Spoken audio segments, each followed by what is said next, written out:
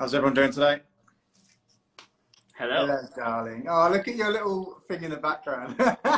You can see it. I did it two ways, so I didn't know which way it was going to come out, but That is such a good idea. How you doing, mate? Yeah, I'm good, man. How are you? Yeah, I'm a little bit nervous, to be honest. Me too. I don't know what to expect. And just for everyone watching, Anthony hasn't prepped me on anything. He's just told me to be here. So, Yeah. but it's good to see your face. And yours, mate.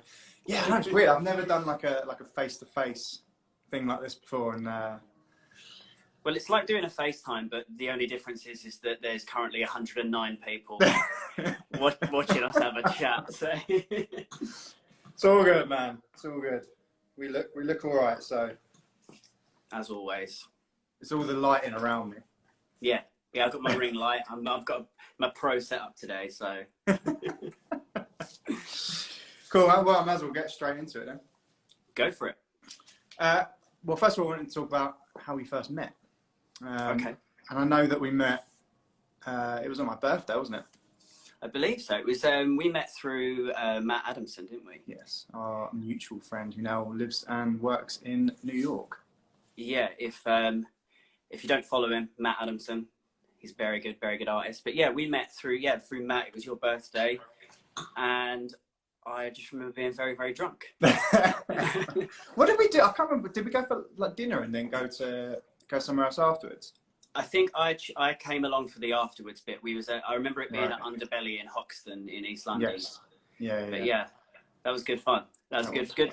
And so was born this incredible friendship.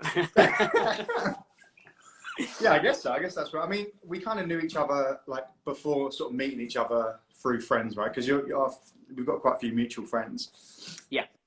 I mean, tattooing, especially in the UK as well. I mean, worldwide, tattooing's tiny. When you really think about it, everyone knows everyone, or everyone knows someone who knows someone. Yeah, so, exactly. So it was bound to happen. It was meant to be. Cool. How are you coping right now?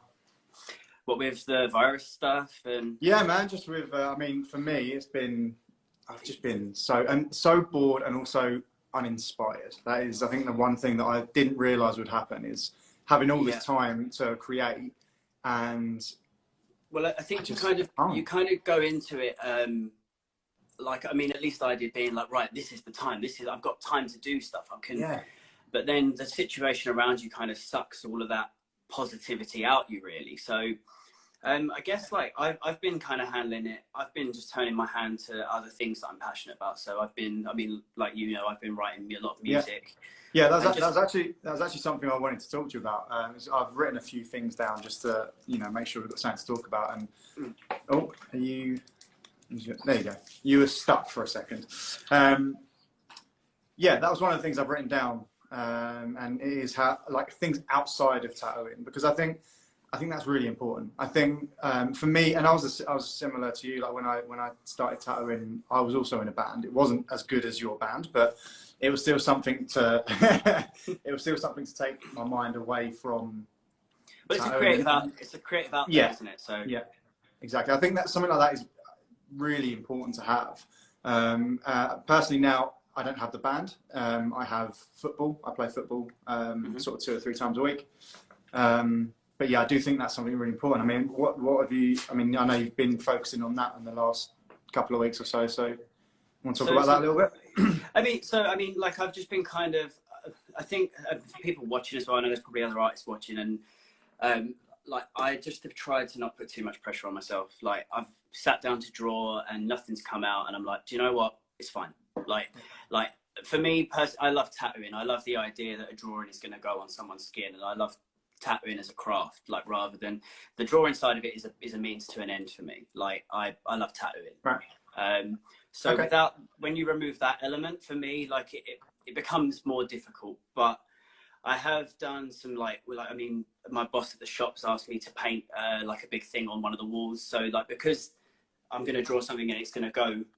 It's for something. There's like an end product. Yes. It's the same with the music stuff as well. Like, as much as I'd love to say, like, oh, I play music just for the love of it. Like, no, I love the idea that people hear it, and like, and the idea that it could snowball and it could do, like, that's the excitement for me. So That's awesome. I mean, that is an interest, because I've never really thought of it like that. You know, like it's well, I guess it is a means to an end in a sense, but yeah, I feel like I don't know. It's a difficult one, isn't it? Because like I do really enjoy drawing, but yeah, when it does come down to it, and you haven't got like a specific goal in place, I think it becomes really, really difficult.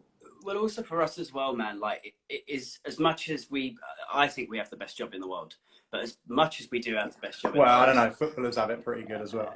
I mean, we take what we can get. So, but as much as it is, you know, like it still is work. Like I still wake up and I go to work, and it's a drawing for a customer, and I'm trying to please a customer, and I'm trying to, like, it is exhausting, and it does mean that there's no shame, I don't think, in the last thing I want to do when I come home is sometimes like pick up a pencil and do a drawing. I'm like, I need other outlets. So like, yeah, I play football, or I write music, or just get drunk. Like, so.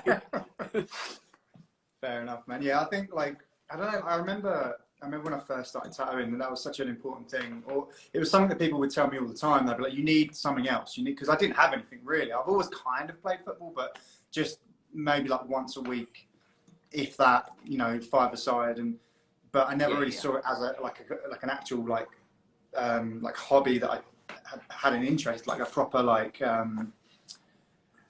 I don't know. It wasn't because I concentrate on quite a lot now. Like I really do try my best to be part of a team and make that a thing, rather than just every now and again going to have a kickabout. You know, like make it like a structured thing. Yeah. And yeah, so many people told me that because of like the burnout. Like if you're constantly tattooing and drawing and doing all that, which I still do, but at least I have that outlet to go and just express myself in, I guess, in a different way.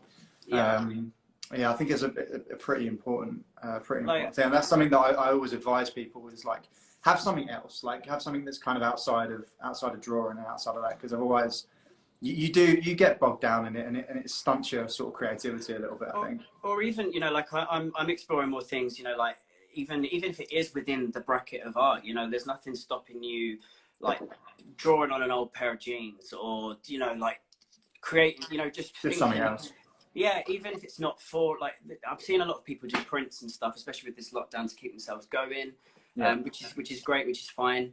But I also don't think there's anything wrong with just doing some passion projects, doing some things just for the love of doing it. Like I mean, you know personally, but, you know, we've shot a music video, we've done all this stuff, like, just stuff I've always wanted to do. It might turn out rubbish, like, we don't know, but it's been fun doing it. So yeah, definitely, man.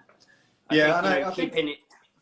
Yeah, sorry. I think no, it's okay. I was going to say, like, with going back to the whole like being, you know, unmotivated right now, and I was watching something the other day, and they were talking about like schedules, and even, I don't know, like schedule that isn't like synonymous with creativity, I don't think, but I'm kind of realizing that it is, like, because, you know, when I draw something, it's because I have to have my drawing done for the next day.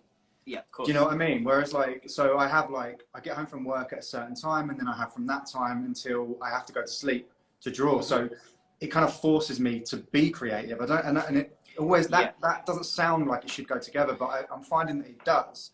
Because I find that, you know, because I've got a couple of commissions that I have to do. And because I haven't got that, it needs to be done by tomorrow. Because normally I have such a little amount of time. Like I have maybe like 2 hours here, 2 hours here to do other stuff, you know. So, and now because I don't know when I'm going back to work, it might be like 2 months before we go back. So I'm like, I'll do it, and then I'll just sit there and do nothing, and, you know, I don't know. So I feel that a schedule seems to be really, really important. Yeah. And deadlines, you know, because I've always had a deadline essentially, just until, you know, my customer comes in. But now I don't. It's kind of, I think that's.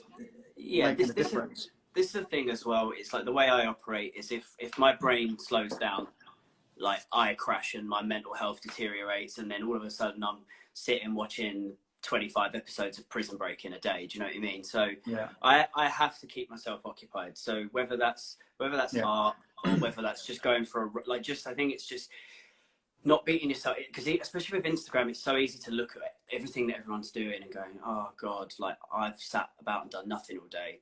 But it's just little targets. Like, even if your target is make your bed in the morning, like wake up, make my bed, cool. I won a little battle today. Like, Just Yeah, anything definitely. That's actually something else that I've written down about is I know we've spoken fairly extensively about mental health and mental health in the tattoo industry, and just in general. Like, I guess we have kind of a sort of quite a public persona, like people kind of follow our lives and stuff. And I think it's something that is only really starting to be discussed now. It's been a thing that's kind of, you know, hushed up for a long time. And I think me moving to Canada, actually, it highlighted quite a huge thing for me within my own mental health and coping and coping mechanisms between that, because we always appear really happy and, you know, creative and all that stuff, but I guess there's a lot of stuff underneath.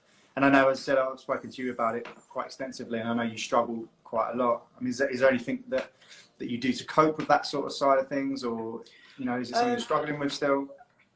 With everything, if you're not comfortable talking about it, don't worry about it. No, of course. Like, I think, like, I'm sort of like, I'll spend like a week here, like really, like, you know, everything's go, blah blah blah blah blah, and then I crash. And I think for me, like, I've kind of been dealing with it for well, the majority of my adult life.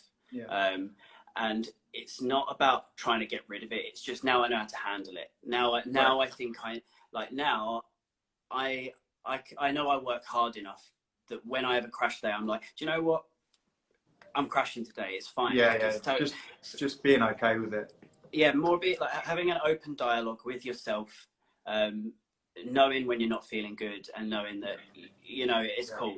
We'll do it tomorrow. We'll tackle it tomorrow. Yeah. Also, like, for me, like, I mean, this is quite personal, but my mum has suffered with manic depression and lots of other things since I was little, for forever. So I've kind of dealt with the real extreme side of sort of mental health problems for all my life. So I'm very aware of it. However, it's something that I didn't think was affecting me but until I came to Canada, really. Because I'd always have to look after sort of people around me, and because my problems weren't as bad as my mum's and as bad as like stuff I'd seen, you know, I was like, oh, I'm just, you know, it is what it is. Like, I didn't really think about it, you know, and it's something that I never really addressed. And coming to Canada, I actually ended up going to see a therapist and actually talking about it. And then turns out, obviously, it's a big problem. I think the thing is as well, it's like, when you're inside your own head, like, your universe is in here, like, and there are people, you know, like, with worse problems to me, like, you know, objectively, but it doesn't mean to say that what's going on in here is any less than anything else. It might not be as it might not be as important in terms of the entire world, but, you know, to you, if you're feeling down, like I come home and I'm like, oh, someone said something to me today and it just rubbed me up the wrong way. It ruined my day, and I'm like, and that's nothing, but I'm just like, do you know what? Okay, cool. So I think, and what I found out as well is it's really important to talk about it. And that's really helped me, and a few techniques that I've been told, like exercising is really good. Just going for a run, clearing your head. You know, I try and do that as much as I can. I mean, football really, really helps me. That's one thing that actually is helping out. And now we're locked up, it's really difficult because there's nowhere to go, but I'm trying my best, you know. And well, I also think, like, with football, like, it's like, because I've started doing like a bit of like rock climbing and stuff, you know, and I find it better than a run, because when I'm running, I'm like, I am running, this is what I'm doing, this is hard. Like with football, you're focusing on playing football, you're enjoying it, and it's nice to get these little, because we're switched on all the time, you know, like, we're either with customers, so you're putting, there's a front, you know, like, I'm being professional, and, you know, blah, blah, blah. Or you're drawing. Like, I find that I very rarely get like little times just for myself. So I try and just, like, if I go like rock climbing or I play football, it's nice just to literally switch my brain off and not think about anything. Just I think, I mean, that's it. I think, like, playing football for me is you kind of, you don't think about anything. You're purely enjoying something.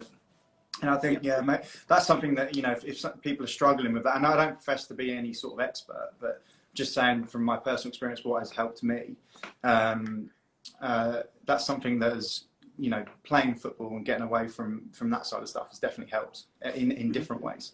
But yeah, so someone actually just asked what happened in Canada, and I think more than anything for me in Canada is it's talked about a lot more.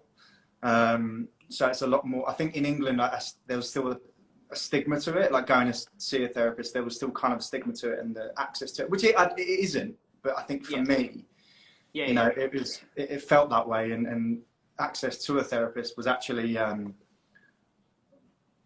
don't know, it just felt a little bit out of reach, you know. Whereas here, like, it's so easy.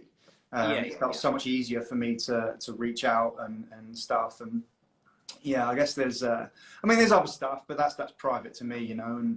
And but yeah, I just think the ease and the more we talk about it, the more we normalize it, and the easier it is for people to sort of get help or whatever. Because I think everyone goes through it to some extent, and we just don't recognize it. We're not sitting here being like, oh yeah, this is a mental health talk, and we're no, it's just came up. But yeah, you know, but just like the fact that we can have a chat with it, and you know, 123 people can watch us have a chat with it. It's like, you know, I suffer with shit. Sorry, swearing. That's all right, man. I suffer with stuff, but yeah, and everyone does. You know, it's so normal to not be normal. Yeah, and I think that's the thing we're trying to get. That's where I'm glad we live in 2020. So absolutely, yeah. I think that's it. The more we talk about it, the easier it is for people to, and especially, I guess, people that, you know, you see online, and because we only share the best bits of our, you know, of our life and stuff. So you know, I guess it's nice to see that people that are just sharing that sort of stuff, actually there's another side to it, you know. Yeah. But yeah, anyway, so let's I guess move on a little bit. Yep. From that. So you have got a second tattooer Instagram.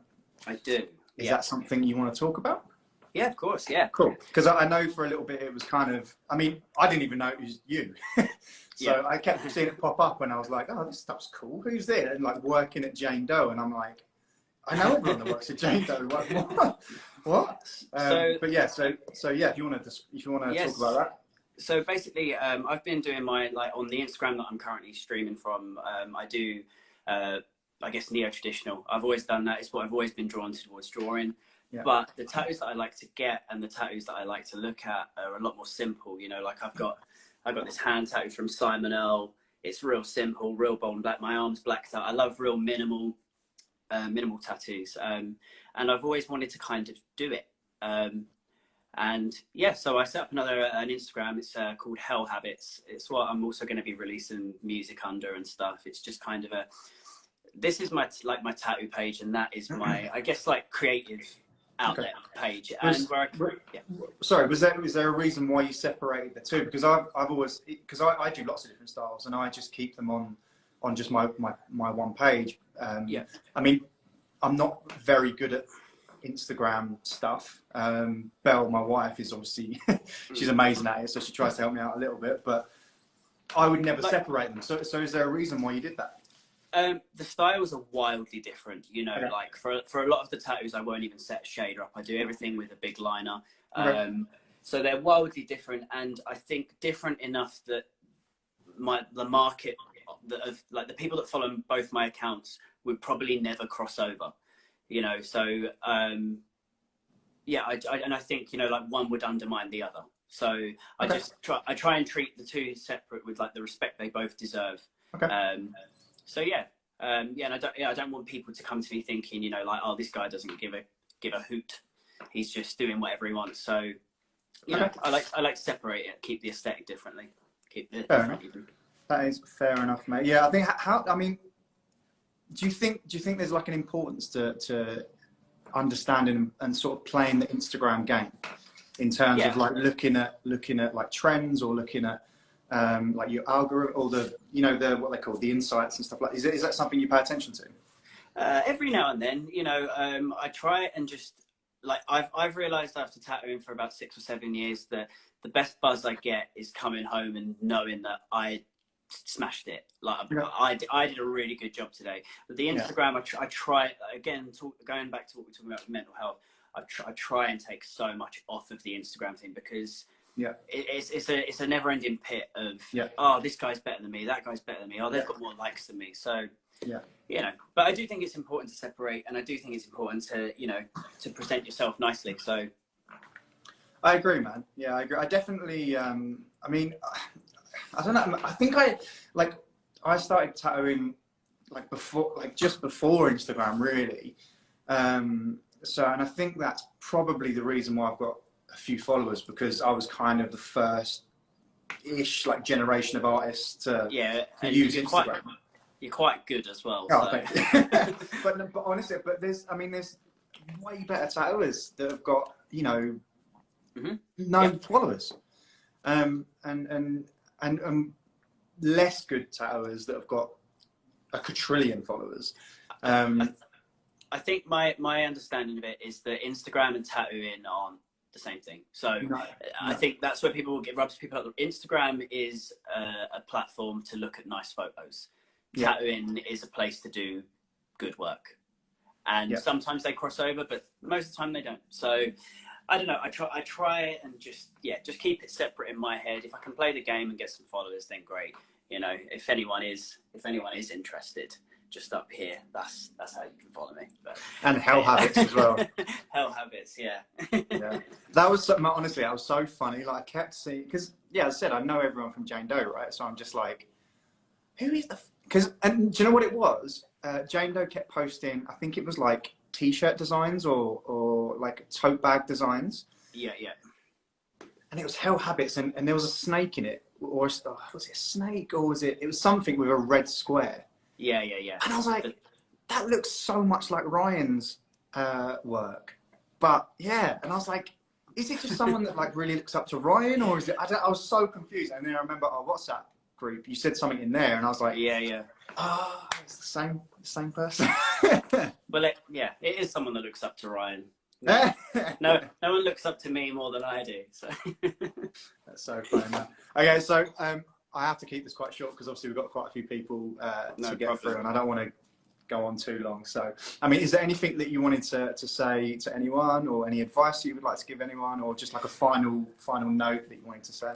No, but like my what I said to everyone last time, you know, my DMs are open. I'm not the best person at getting back to them, but I will. If anyone does have any questions or wants to talk about anything we've talked today, or anything that we haven't talked about today, I will try and get back to you. I've got nothing better to be doing. I'm locked in my house. But thank you so much for having me. And oh, mate, no worries. This has not been as nerve-wracking as I expected. So right, yeah, it's been. I think. I mean, obviously it's the first time I'm doing some of this, so like timings are going to be, I think, a little bit different, because I feel like we were just getting into it, and then I'm like, I have to move on to the next person. So I think going forward, if I do this again, I might just have less people and allotted a little bit more time. I was kind of nervous that I'd run out of stuff to say, but. No, I think once you start flowing, you're going to do good, man. I believe in you. Cool, man. Well, so I guess before I go, I'm just going to say the person that's coming on next is our good friend Georgina. And Ryan works with Georgina. So did you want to maybe say a quick thing about Georgina? Or no, just leave it to it. No, Georgina's great. Her work speaks for herself. She's a lovely person. I recommended her to come on here. She's gonna smash it. So good luck, Georgina. Is Georgina even here yet? I don't know if she's in the group, in the live or not. And I don't even know how to get rid of you. Oh, I'm not very good at this. I think I just exit, so I can. Oh, you can exit, can you? Yeah. Do you want me to exit? Yes. I'll get out. I shall speak to you soon, my mate. Thank you for everyone for watching, and I'll see you soon. Take care. See you later, dude. Bye. Bye. Hello. I'm here to do my interview. You look very different to what I remember. Hello. How are you doing? I'm very well, thank you. I've got a cup of tea, so good. We're all nice good. And British, very good. We haven't seen each other for ages. When was the last time we saw each other? It was last year at Winnipeg. Oh my word. Cool. Well, I'm going to, so with everyone, I'm going to talk about how we sort of first met and how we know each other and stuff. And we met 6-7 years ago. I was thinking about this the other Yeah. day. The tattoos you've done on me, some of them are a good 7 years old. Yeah. So I've I think it done. was 2012. Yeah. So I've done both of your sleeves, and that's how we kind of met. You have indeed, and they are still going strong. Do you know, I can't. Like the detail on this one. And I remember asking you, I said, I want the tiniest portrait of a cat. And you said, Yeah. no, I'm just going to do a silhouette. Yeah. And I said, no, I want the fiddliest thing you can do. Do you know what? I cannot believe that is held up. Like, is you know, when we first started tattooing, people would be like, you can't do stuff that small. But I mean, 7 years later, and that's still pretty. It's still. What was the first one we did? It was the half sleeve here. Yes, I remember. That blue, like, I can't believe that's 7 years old. That is not going out in the sun ever. And you are very pale, if you don't mind me saying. But how are you doing anyway? How are you coping at this weird time? Yeah, it's really weird at the moment. I'm trying to think the last time I hadn't worked this long, and it's probably when I was at school. Yeah, I mean, sorry, go on. That's all right. I'm really appreciating having the time at the moment to just look after myself and work on stuff that I wouldn't normally have time to do. What sort of stuff are you doing?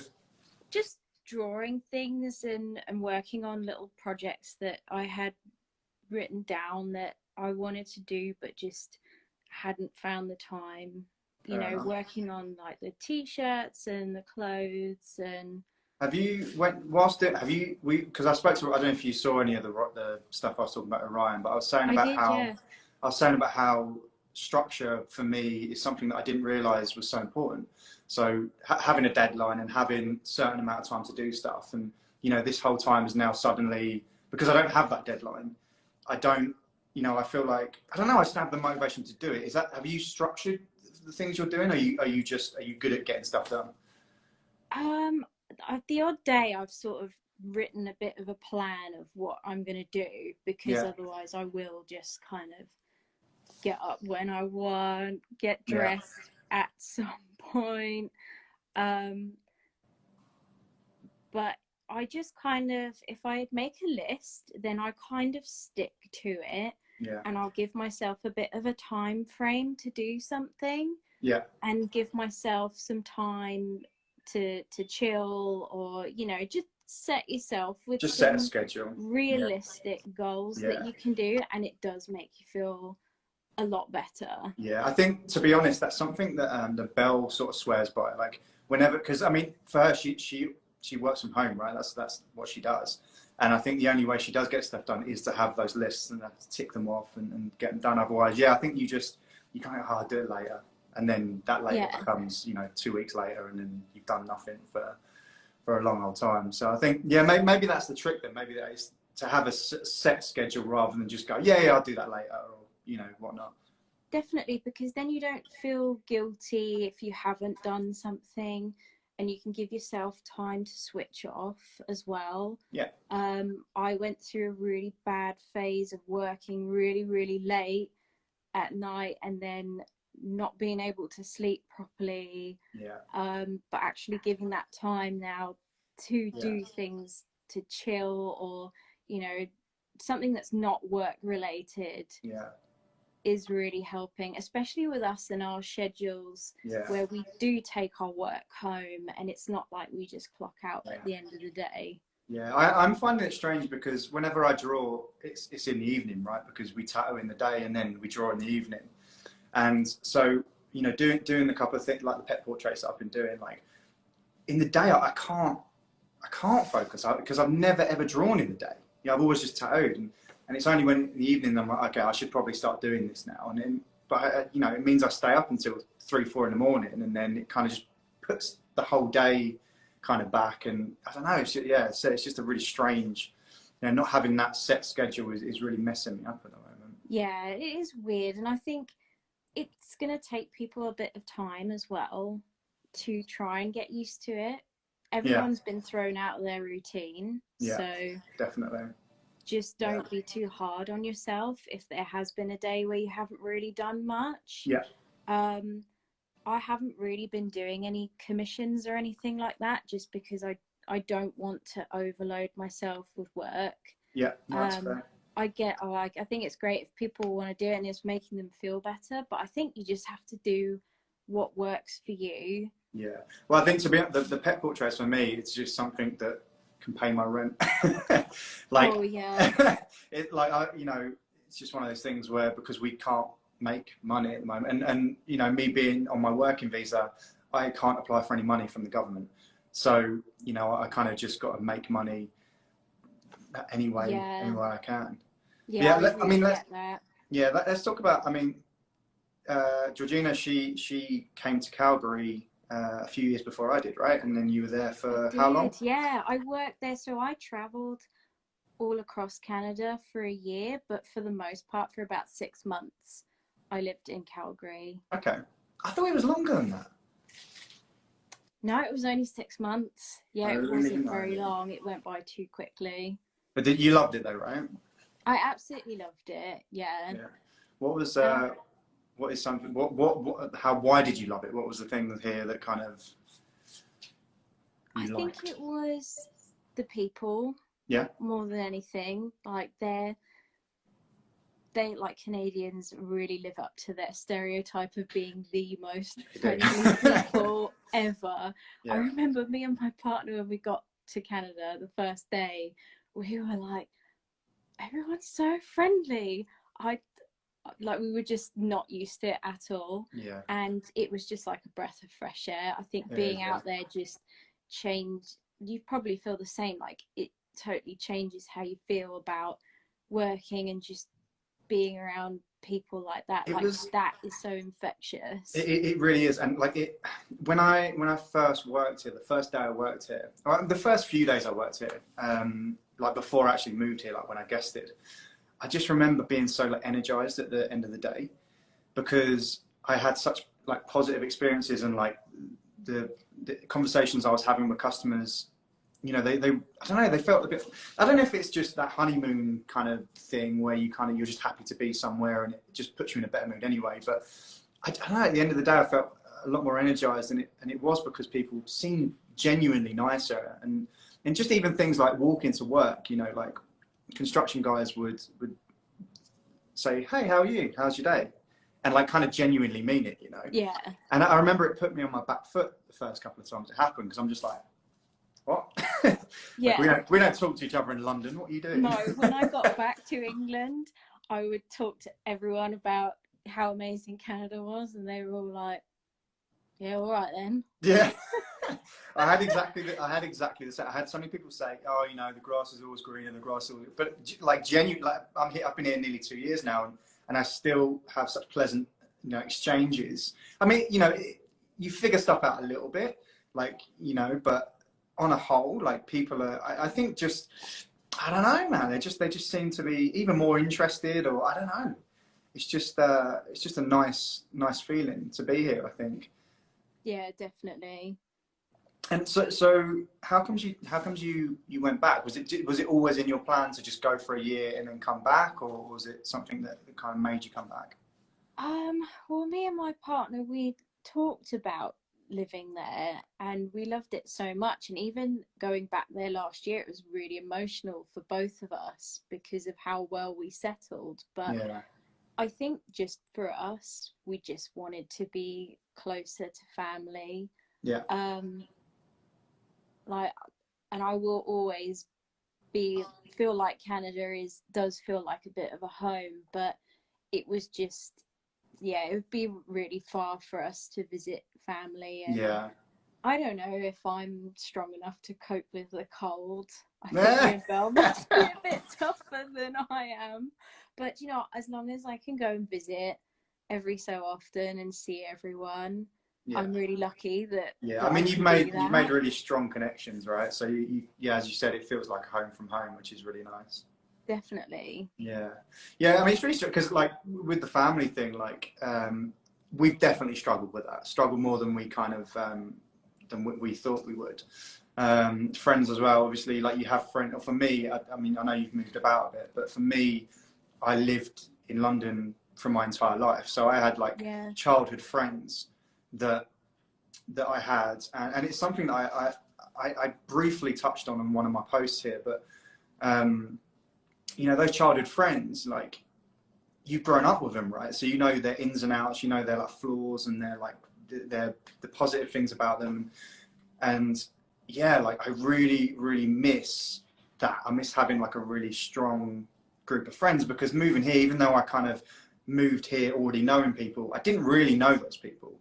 Like I'd see them maybe like once or twice a year, if that. And finding like a strong group of friends has taken me a while. You know, I've definitely got one or two people here now that, you know, I call sort of close friends. But it took me a while to kind of adjust to things, like even culturally here. Like I know, like even like when you came over for those conventions, whenever it was this year, last year, whenever it was. Last year, yeah. Yeah, I think that when you came, it reminded me British people have such a connection with their humour. You know, with just sort of understanding like the nuances of like our language. You know, like there's so many times here where, you know, sarcasm will be lost. And like, and it's funny, but it is a problem. Like it becomes a problem. Oh yeah, definitely. Like there's been many occasions where I've said something where it's been in my mind that it's an obvious joke, and then later on you'll find out that someone's taken offence to it. And I think that's something that I struggled with a lot, and it's something that I feel like I've had to address a little bit. And yeah, it's something that that is definitely. Yeah, you just don't think of those things, do you? Because you kind of think that your friends will understand you. But yeah, I mean, that's something that I definitely found difficult moving here. But I still think the positives are sort of better. It outweighs it, definitely. For sure. It's what you make it to, and I think you guys will like. Congrats on the shop as well, by the way, opening up the shop. Like you'll make it home. You already have, so it's only going to get better from there. Yeah. Oh my god, my dogs are going crazy. Sorry about that.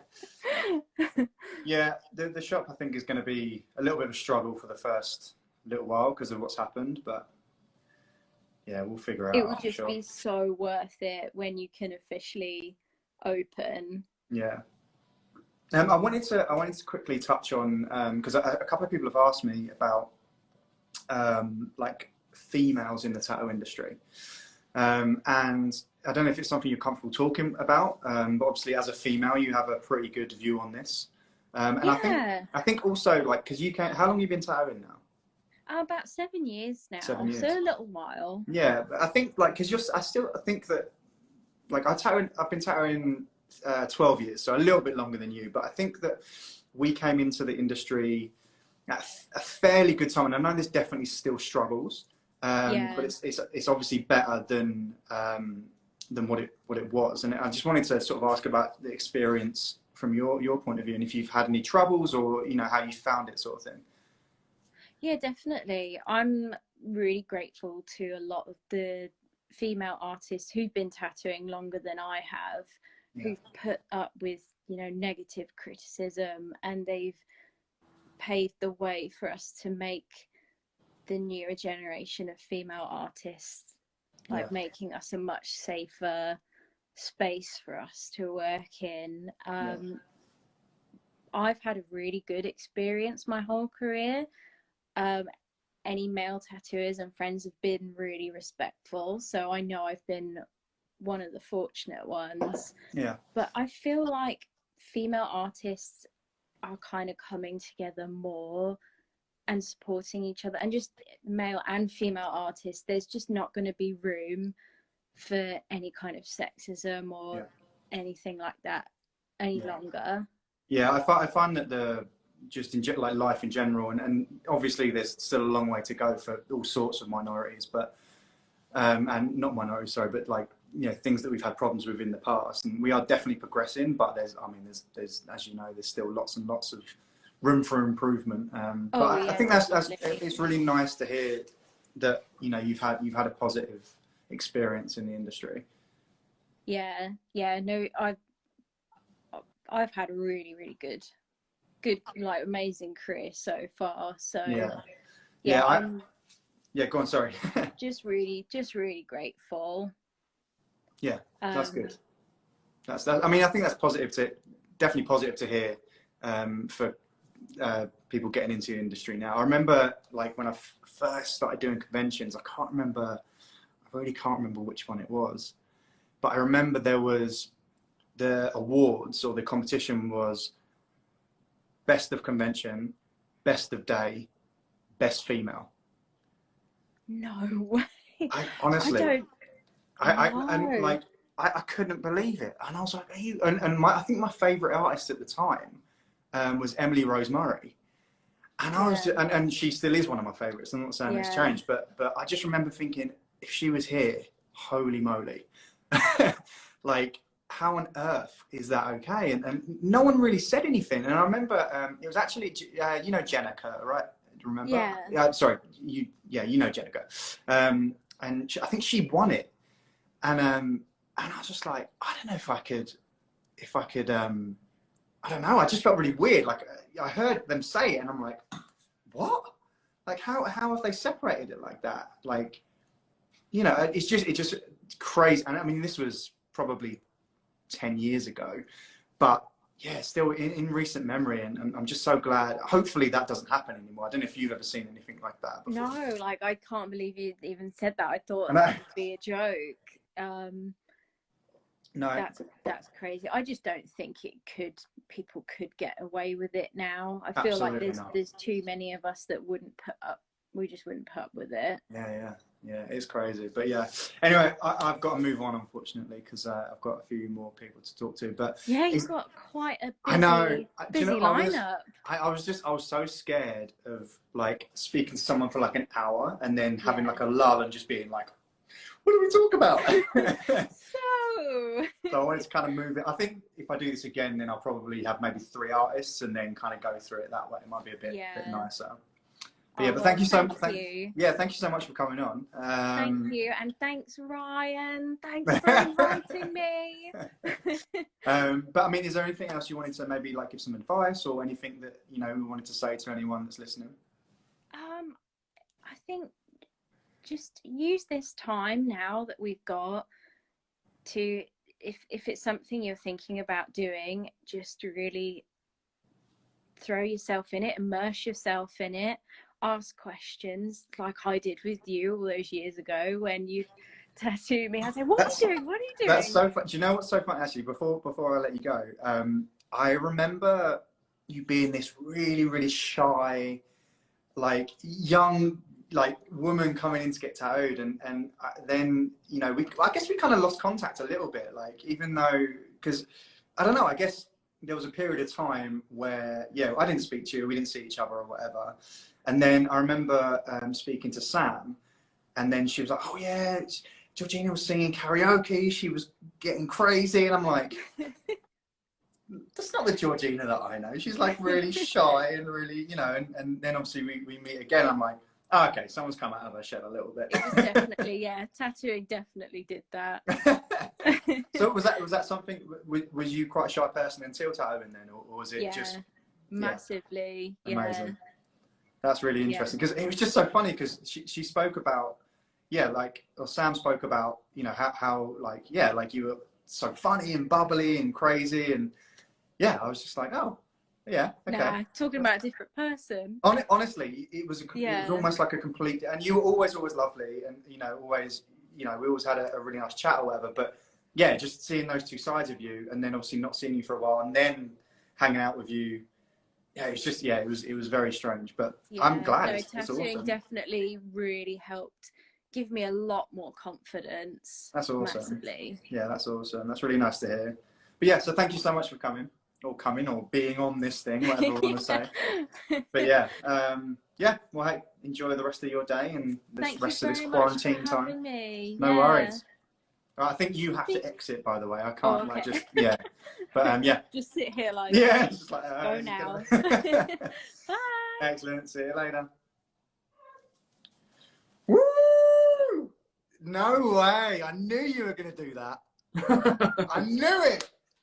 I had to. That's so funny. I'm glad you've gone with a mysterious vibe, because I actually was going to talk about that. Yeah. Give me 1 sec, my friend. How you been though, mate? Oh, I've been good. Yeah. Obviously strange, but it's been good. Actually got like very inspired to get into more painting and drawing after our little color with me thing. So amazing. That's cool. That's so good to hear. Right, with everyone, this is so cool, by the way. I love that you've really dialed. That's very you, my friend. So with everyone, I've just kind of quickly gone through how we first met. And then, yeah, sort of, I've got a few things written down, and then maybe take some questions from people. Yeah. I can't exactly remember how we met. I think it was at Brighton, and I just said, hey. Yeah. I think that's how we met. Was that it? Yeah, I mean, for me, pretty much everybody that I know in tattooing has been through Instagram. So like that's where it all started, and then just starting to come out more at conventions and stuff like that. And then I just met you, and we started. I think the thing that we really like hit it off was the Belgium convention, though. Yes. Yeah, that was a crazy old time. Yeah. But no, I remember seeing, because we kind of followed each other for a long time before that. Yeah, like, I think like MySpace era. Yeah. But I always remember, like, you are very mysterious, my friend. Like on Instagram or online, you are a very mysterious man, and I love that. I loved it, especially like back in the day. And you created such a cool, like, little. I don't know. Like, I just remember thinking you were very cool, and then when like, because I mean, your tattoos are. I really love your tattoos and your style, and yeah, it was really strange when I met you, because not that you were. I don't know, like, you know, when you have like a perception of someone of being really cool and like. And kind of too good for you, sort of thing. And I didn't really think that, but I thought, well, maybe he's going to be that guy, because you have got very mysterious. And then a lot of people that like sometimes when I go and guest spot at places, and because like it's the last year, I think was the first time I posted a picture of myself online. And like before that, when I went and guest spotted at places, like, oh, can you pick me up from the airport? And they just don't know what it looks like or anything like that. But I don't know, I kind of love not that people don't know a lot, because I've always, my whole thing when it started out with it being more about the art than John the person. Yeah, that's really, I think just kind of like the way, I like the whole aesthetic of keeping things dark and stuff. Yeah, I mean, it's definitely worked for you. And actually, like, I tried to do a bit of research for everyone that I'm sort of talking to, just so, you know, I mean, I know everyone to a certain level that I'm speaking to, but I just wanted to like back up. Yeah. And mate, I cannot find a single thing about you. Like I think there was 2 interviews that I found, but they were in Swedish. Yeah. So yeah, it was pretty good going. I mean, is that? I try to scrub those off the internet, but they're still on there. I mean, I guess, yeah, obviously it's like a conscious choice to make it more about the art and stuff like that then. I'm trying to just keep it like, it all sounds super pretentious, and it probably is a little bit pretentious, but I don't know, I just started out that way, and it just snowballed into how I like to do things now, and I enjoyed being more about that and keeping an aesthetic to me, because I feel like John Engfors is a brand and also a person, like we all are now in the Instagram era of tattooing. And especially like I wanted to do something different, because I was based in a very isolated part of the world. Like I moved to I live in Stockholm now, but I came from a little town pretty close to the Arctic Circle in Sweden. So nobody can really like point to a map of where it is, but I still figured out a way to get out there, you know. So well, that's actually something that I've written down, and you know, I know a lot of people that, you know, they come from smaller towns. Like, it's different for me because I come from London, right? So like, it's one of the biggest cities in the world. Do you think that starting from a smaller town has impacted your career negatively, or how did you deal with that? Like, in terms of like, you know, because living in London, you know, you've got such a huge amount of people that can come to you for a specific thing. But if you're from a smaller town, was it difficult to push your artwork, or how did you find that? I think for me it was good. I definitely see it being a hindrance to a lot of people, but it kind of made me work harder for it, because I see other major cities that have good artists, but they have like blinders on to just be in that city. I feel like it made me always have a more bigger approach to like what I wanted to, because I wanted to be part of tattooing, and tattooing wasn't really part of where I was from. So I had to stay progressing and like getting out there to do what I want, you know, and like be part of it.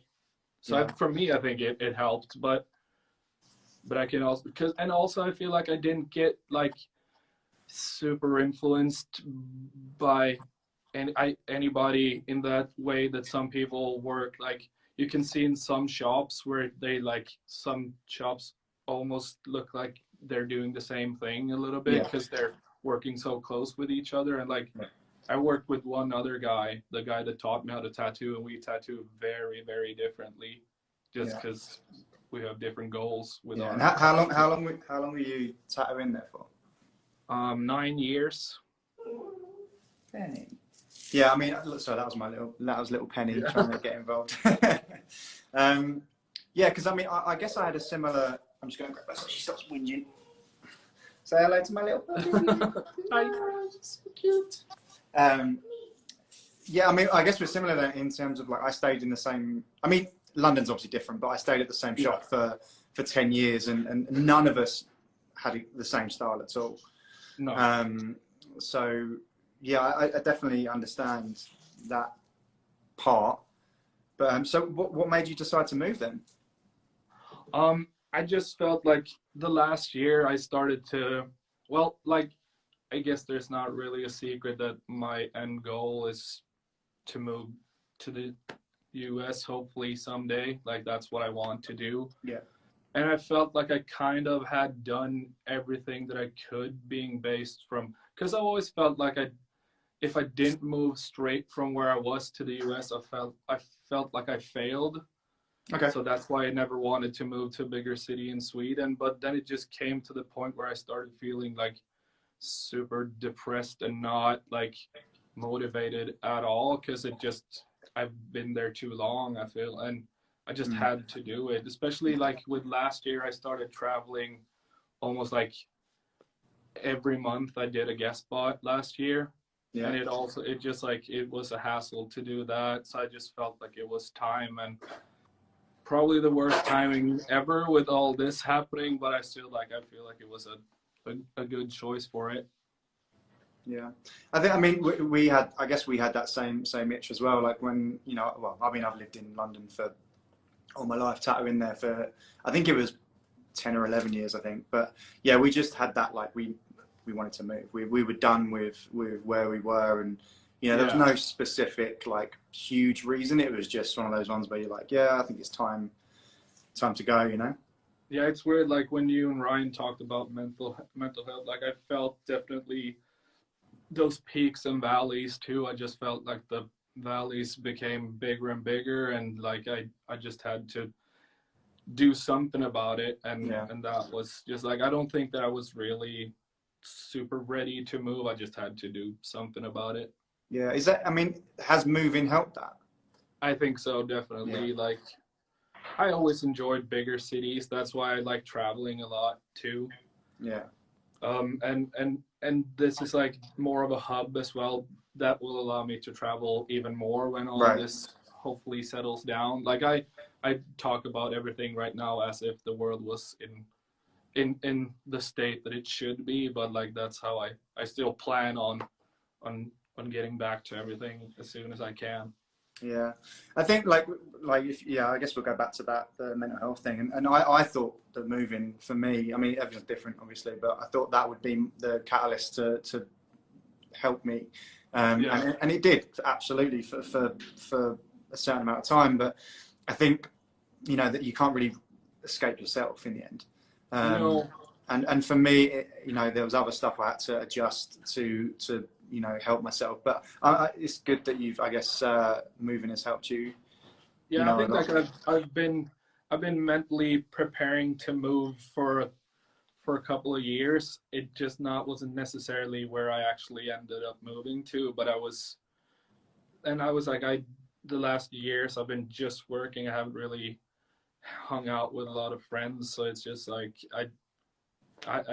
it worked a lot for me, Yeah. Do you think that's something important? Maybe not. By the way, our stream's going to end in like 2 minutes, so I'll call you back in when we get there. But yeah.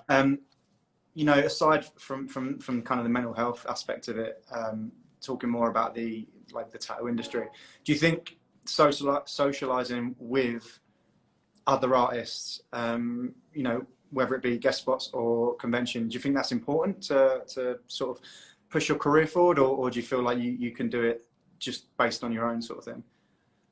I definitely feel like I came to a point where I couldn't do it without traveling. And also I get really inspired. Every time I do a guest spot, I take a little something away from it, like a good, like, even if it's like, oh, I've never tried drawing with this type of pencil, or I've never tried using this as reference, or like there's always one little thing. So like, and that's why I just wanted to do it more and more and more, because I've always gained a lot from doing it. Yeah, and so even I remember going to a guest spot with. Do you know who Chris Crooks is? No. He's like he works in Northern Ireland. He's like a Japanese, sort of specializes in Japanese, and okay. I mean obviously that doesn't really cross over in terms of my work. Like our work's very different. But I remember him. He taught me a trick with the cup. Like he basically, for your rinse cup, he basically he cut one in half, turned it upside down, and then put the cup in the almost holder. Yeah. And it's something that I've used ever since. So as I was saying, it was like the cup thing, and I've used that ever since. And it's something that, where are you going to learn elsewhere? Yeah, and and I think that, like you were saying, with him being Japanese and stuff, like doing Japanese things, and I've almost gained more from being around artists that don't necessarily do the work that I do, because the people that do similar stuff to me is like, oh, we can talk about doing the same thing, or like, oh, you do this that way, it's cool to maybe incorporate into what I'm doing and stuff like that. Yeah, and I think for me personally, like I'd started traveling. That's it. Sorry, someone said Chris Crook Studios White Dragon Tattoo. That's the one. I couldn't remember the name of it, but if anyone gets a chance to go there, absolutely have to go there. It's like the most beautiful studio you've ever seen in your life. I think it's on like 3 or 4 levels, but it's kind of it's quite narrow, but it's amazing. Like he's decorated so nicely.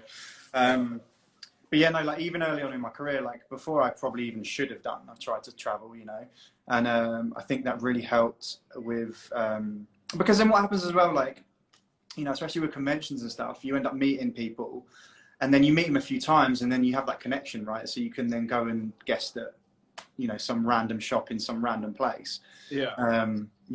Without me putting myself out there, you kind of limit yourself a little bit. I mean, there's definitely people that stick to themselves and do their thing and are still amazing, but like with everything, there's always exceptions to the rule. But like for me, I don't think that I could have been. I think I kind of would maybe have gotten bored with tattooing if I hadn't started traveling and meeting more people. Yeah, it's just, I think it's just a really important thing to travel anyway.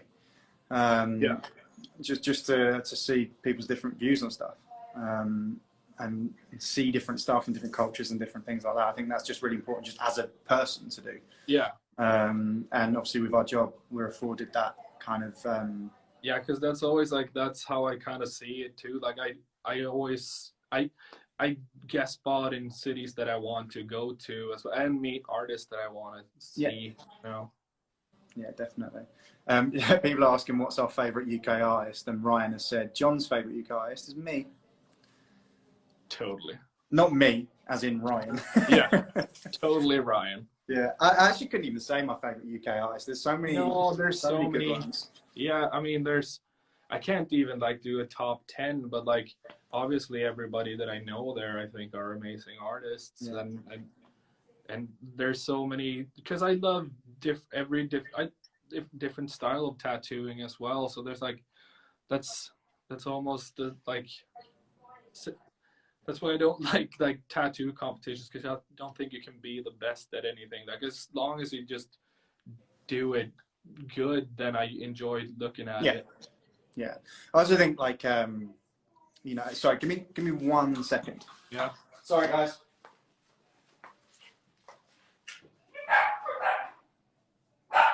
How can we help our favorite artists and shops through this crazy time?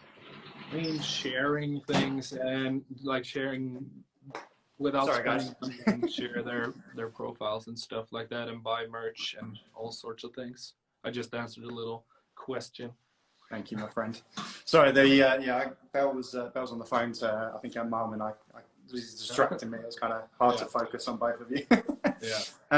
Yeah, cool. I think I'm gonna have to move on now, mate, just because time constraints or whatever. But cool. Yeah, thank you so much for being on, dude. I really appreciate it. Thanks for having me, and congrats on the shop. I can't wait to get over there. Yeah, for anyone that lives in Calgary or Canada or wherever, if you want to come over, John will be guesting at my new place at some point. So meet the mysterious man. Excellent. Yeah, cheers for that, mate. Any sort of last words or advice or whatever you want to say to people? I was trying to think of something super witty, but I don't know. Be cool, stay in school. Yeah, good. Excellent, cool. Mate. Well, I shall speak to you soon, mate. Yeah, bye. See you later. Hello. How are you?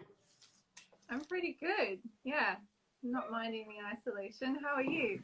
I'm okay. I haven't spoken to you for maybe 2 years. When was the last time we spoke? In person, that is. I have bad concepts of time. It was a while ago. It was at a convention, so Brussels, I think. A while ago. The last memory I have, I think the last time I saw you was when we were I remember Jay doing magic tricks. Unbelievable. At one night at the convention, or maybe I've seen you since then. I don't know. I don't know, because we haven't really met too many times in person, really. No, just at conventions, really. Yeah. So I mean, that was my first thing I was going to say, is how we met, and I think we met at the Brussels convention. I think we did. Yeah, that was a fun convention. That was fun. So let's get into it quickly then. How long have you been tattooing? Well, I would have started working in shops when I was like 19, and I started like tattooing maybe 20, so like 12 years. Yeah, so pretty much the same as me then. Oh, old school. No, isn't it funny that like before I feel like Instagram?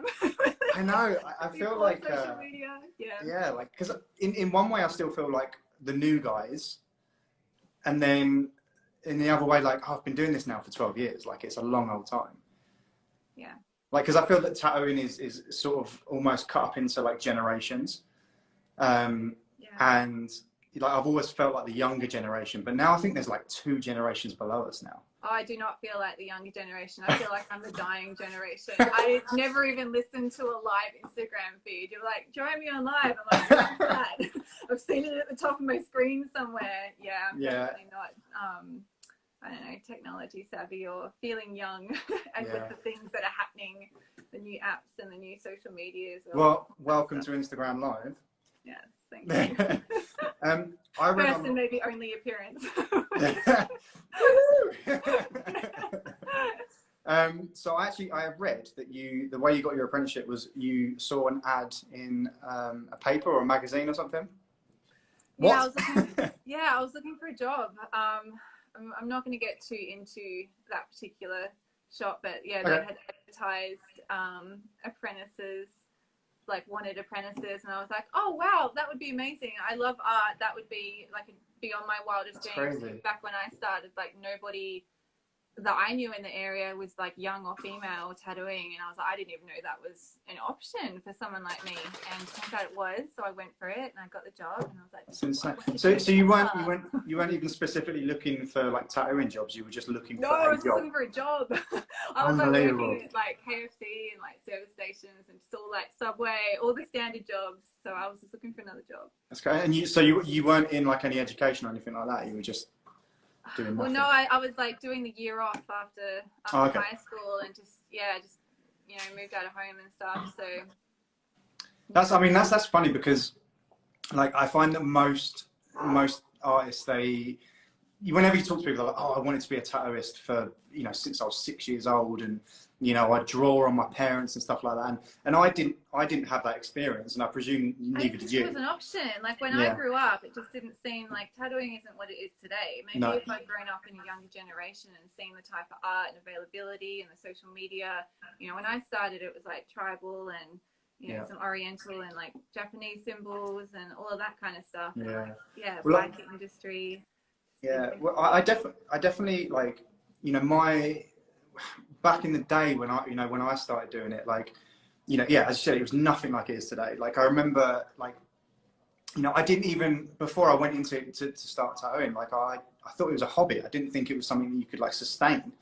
And it was only when I did my apprenticeship that I realized, oh, you can make some money out of this, and it's like a full-time job. Before that, I kind of just, because there wasn't really, Miami Ink started pretty much maybe like a few months before I started tattooing, or like my apprenticeship. So there was no real access to it. And the only tattoos you'd see are the bad ones on, your mates. In a magazine. I collected magazines for like the 2 good tattoos that were on there. It was really hard to get any sort of reference or inspiration. I remember typing in filigree in Google, and I don't think anything even came up. Like I couldn't even get like good references in Google. Yeah, isn't it mad? And I think that that's kind of the reason why I feel, because when we started, like, you kind of knew everyone really, like in terms of like the younger like apprentices, and we kind of all spoke to each other, and we were all kind of doing the same thing, I think. Were we? But I don't know. I wasn't. I guess in Australia. Yeah, I don't know. Maybe it's just a completely different. In Australia, but or in magazines, I guess. But there wasn't really any access to. Facebook, but I never used it. Yeah, I used MySpace is what I started using. Yeah. See, I got like forced, like the people I work for, like you need to open an account because this is how you get work, and I'm like, I don't want to, like, I don't want to like do the internet thing. So what was your reasoning for not sort of dipping into that world? Is it just back then when just like what was the reason for coming away? Because social media was kind of just starting really. MySpace, I guess generations now don't even know what MySpace is, but which is crazy thing, but it was kind of the start of like the social media and using the internet to accumulate customers and people. I just wasn't really interested in like being online and talking to people and like doing all that effort. I love what I was doing. I love where I was, I love the people I was around. I kind of wanted to live in the real world. I wasn't really interested in like, plugging into the online stuff. Yeah, and how has that changed now? Because obviously you've got a gazillion followers. I have an Instagram account, and I try to maintain it because it's for work, and that's what they're the sort of values that were installed in me. It's like, for work, and so I can travel more easily, and I really appreciate the connection and support that the like social media has given me. That's what's helped me move from Australia to the UK. There was like so much support and sharing, and I love seeing other people's work that's the main reason I have Instagram. I think that's so funny that when we first started, because we would, like, our shop was subscribed to, well, not subscribed, but every week we'd go and get the new magazine, and it would be, I don't need to do that anymore. but you flick through a magazine and maybe you'd find one tattoo. that you liked. I remember there was a funny story with my old boss, Glyn, and some guy came in with a magazine and like had circled a picture, and he sort of came in and said, "Oh, can you do something like this?" And my boss was like, "Yeah, probably." And it was my boss's picture. Yeah, yeah. Like it was actually a tattoo that he had done, and it's just funny that, you know, how people look at magazines now. They kind of just look at the pictures and find one they like, not really looking at who did it. And now we've just got a feed that every single tattoo is amazing because we follow the people that we like. What we like as well. Exactly, it expanded my world when Instagram came out. Like I was obsessed when it came out. Just for you know, I only used to go on Facebook to see the pictures that people would post of their work, like scroll, picture, and as soon as Instagram came, I was like, goodbye Facebook. I just want to see like the visuals. Yeah, I mean, I remember even like people like Uncle Alan used to have a really good website that I used to like periodically check. Yes. Yeah, like I'd be like, oh, I haven't been on there for a couple of weeks. He might have posted a couple of tattoos, and it's so strange how like people used to put so much effort into kind of that, and now it's just take a picture of your phone, put it up on Instagram. I love the convenience. I do. I remember thinking about doing a website and being like, that's a lot of work, but it's just great. I can have a platform to just put my work up, put it out there, and it reaches the masses. It's the only thing that I find a little bit, I don't know, like, cause especially your tattoos, like I've seen your tattoos. I mean, the first time I actually saw one of your tattoos was on, I don't know if you're still friends with Jess or you still know Jess, but you did like a lady. Do you know what I'm talking about? Yes, I do. Yeah. So I remember seeing that, and like however many years ago, and obviously it's way different to the stuff you do now because this was you must have done that. I've done many different styles in my time. But coming to your more recent work, I remember in Brussels, and you finished. It was a lady with like crazy colours, and I can't remember exactly what it was, but I remember it looking crazy good, like so much better than stuff I'd seen online. And I think that's a little bit of a problem, and I find that with my own work is I'll be really proud of a tattoo, and then I'll take a photo of it, and then I'll look at the photo. I'm like, that doesn't look anything like what it looks like. I mean, that's part of the problem of taking a photo of a 3D surface. You know, and the photo is like a 2D thing, and then you've got the lighting and all the other factors at play, and the distortion of all of that. And then I think there's an element that takes away the impact of a tattoo being on skin that's moving, that the way it sits on the arm. And I find when I see them in person, and you can see how that's sitting on the body and the flow, because you know that's what distinguishes tattooing from other forms. I think it's like the way it sits on the body. You know, you've got a piece of paper and you've got skin, and like trying to take into consideration the contours of all of that. So seeing it in person is like I'm blown away. Like I see something I love on Instagram, and I see it on in the flesh, and it's just immeasurable. Yeah, and you want to put your things down.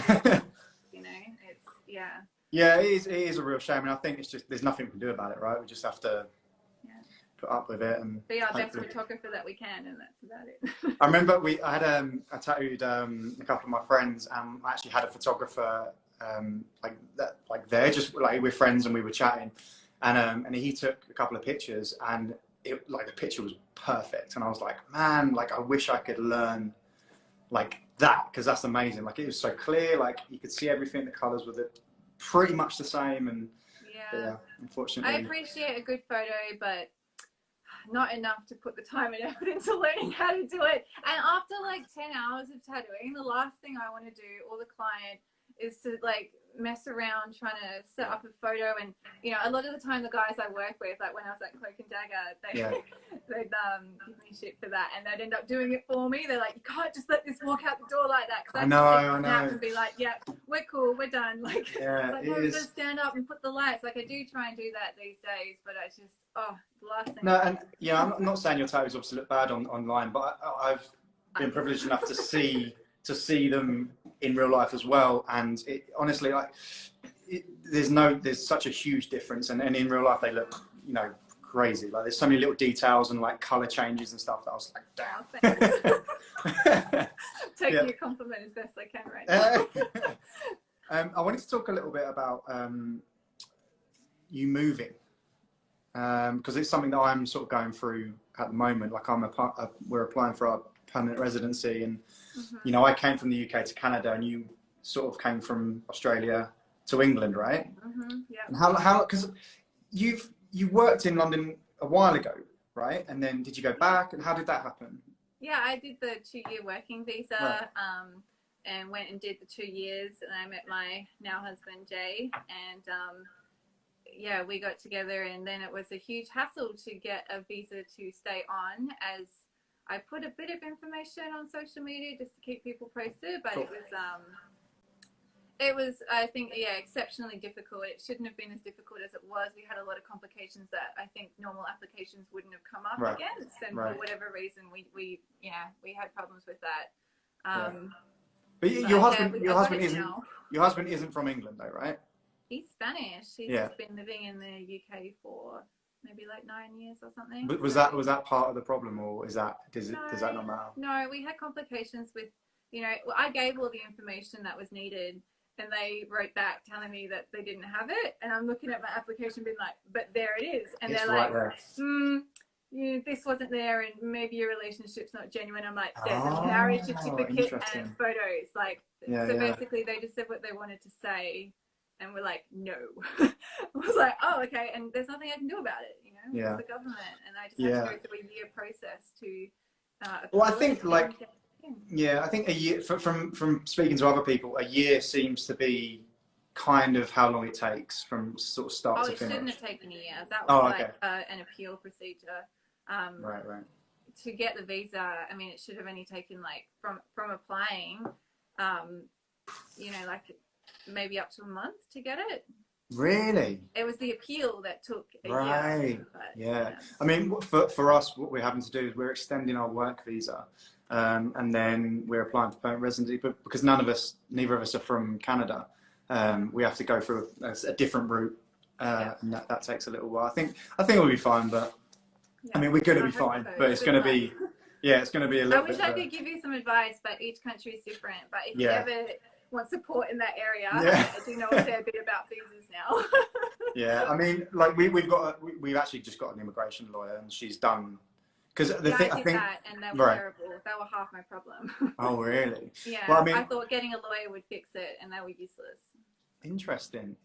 Well, I mean, the trouble we may have is because Belle's job is such a new thing, like a YouTube person is such a new thing that, immigration, whoever decides, it's hard for them to see, they just don't understand it, basically. So we've got someone that has successfully got someone in through that route.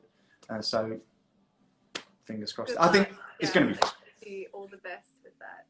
Yeah, we'll be fine. You'll be fine. I also wanted are you a sponsored artist?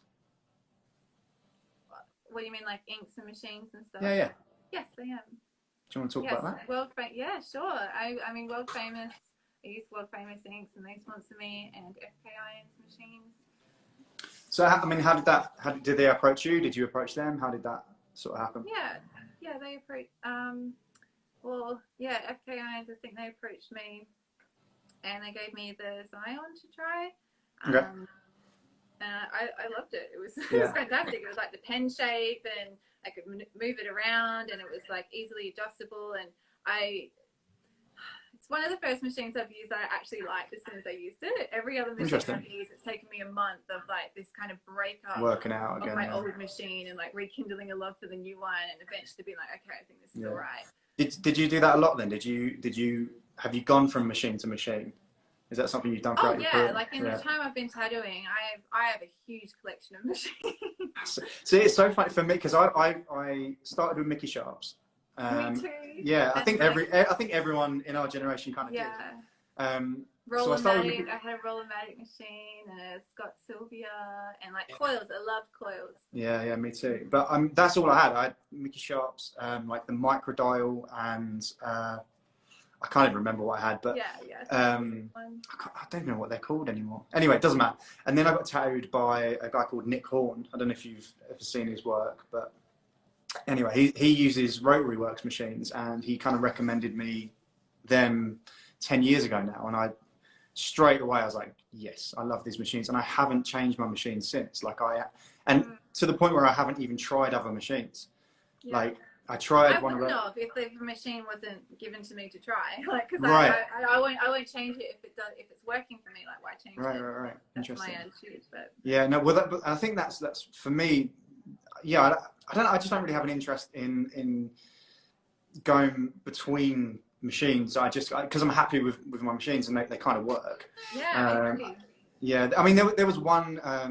My boss gave me one of the pen ones. I can't remember what it's called, and I tried it and I was like, yeah, it's all right, but I was like, no, whatever. I'll just go back to my old machines. So yeah, I don't know. I think sponsorships for some people are a bit of a strange thing to get involved with. I know I've been fairly reluctant. Like I've had people ask me about it. I'm like, no, I'm okay. Did you ever feel like that, or were you just like, no, I'll do it? Well, I guess I figured if they're the machines I'm using and I like them, then why not support it? I think that's a really key thing, because I see some people that are sponsored but don't use the thing that they're sponsored by.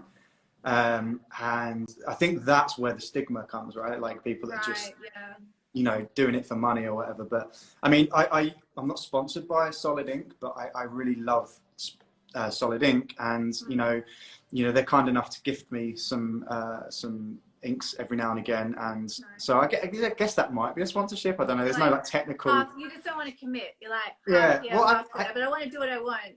Yeah.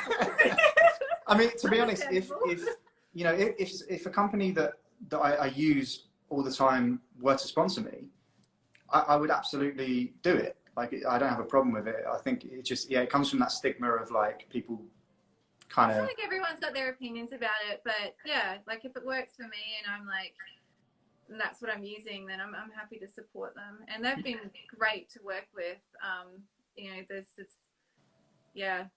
They stay in touch and they're sort of there, and they're always like checking in and like offering their products and all of that. So is it based just like a product based thing, or is there anything else that comes with it?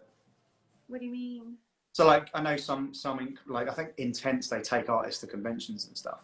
Oh yeah, so conventions, they usually have a list of conventions that they ask if you want to attend, and they'll get your booth and you can work with the team there, which is cool because you get to see all the work with the other artists that are sponsored by the same company, and it's quite a cool like team environment. I mean that's really good. I also to get a little bit more serious, I wanted to talk about, because I spoke to Georgina about like females in the industry, and obviously you started quite a bit before her. Yeah, and obviously you've talked about how you didn't even think that women were in the industry. So I mean, what's your sort of experience been in that sense? I mean, I've changed a lot from when I was like 19 to now. And 19-year-old me, that industry suited me just fine. I was pretty it was a bit out of control around in those ages. Yeah. So I don't know, like, I don't know how I would have gone, the person I'm now working in those environments, but for me, that was just kind of like, it was just all fun, and I